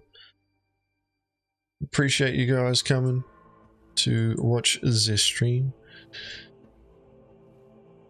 If you're not aware, we do have a public server. I'll give a link to it. We have a public server for people to join on and suggest content for us to react to, look at, comment on, and also, you know, just where you can come chat with us. There's also our sister orgs are also on this server, so the Mongrel Auxiliaries, the Pack Rats, forgot their name, and I named them. Interstellar Pack Rats. Stellar Pack Rat Logistics Agents, you fucking ingrate. Stellar or Interstellar? I'm pretty sure I said it as Interstellar. No, Stellar. I'm wrong. Fucking hell. I can actually hover over the name of the org. I just call them Pack Rats now. That's why I have troubles remembering the name. And then the Murex Cartel. You see, listen, here's the thing. Hey, real quick, I want someone to clip that, alright?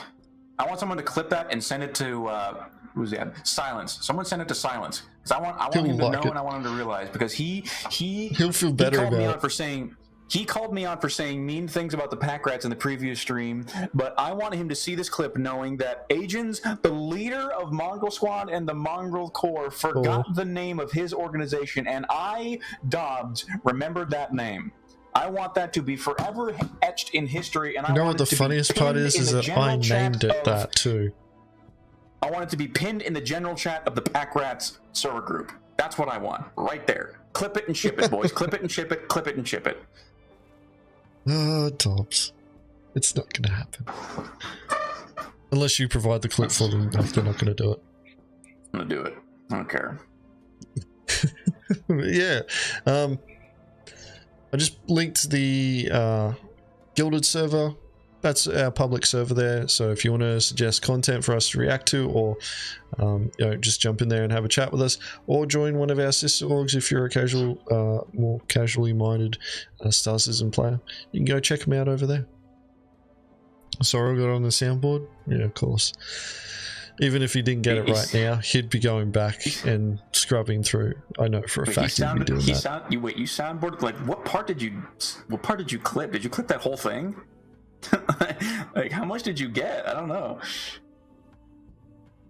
Anyway, I'm trying to call it a night because it's fucking 4:30 in the morning. I need to go to sleep.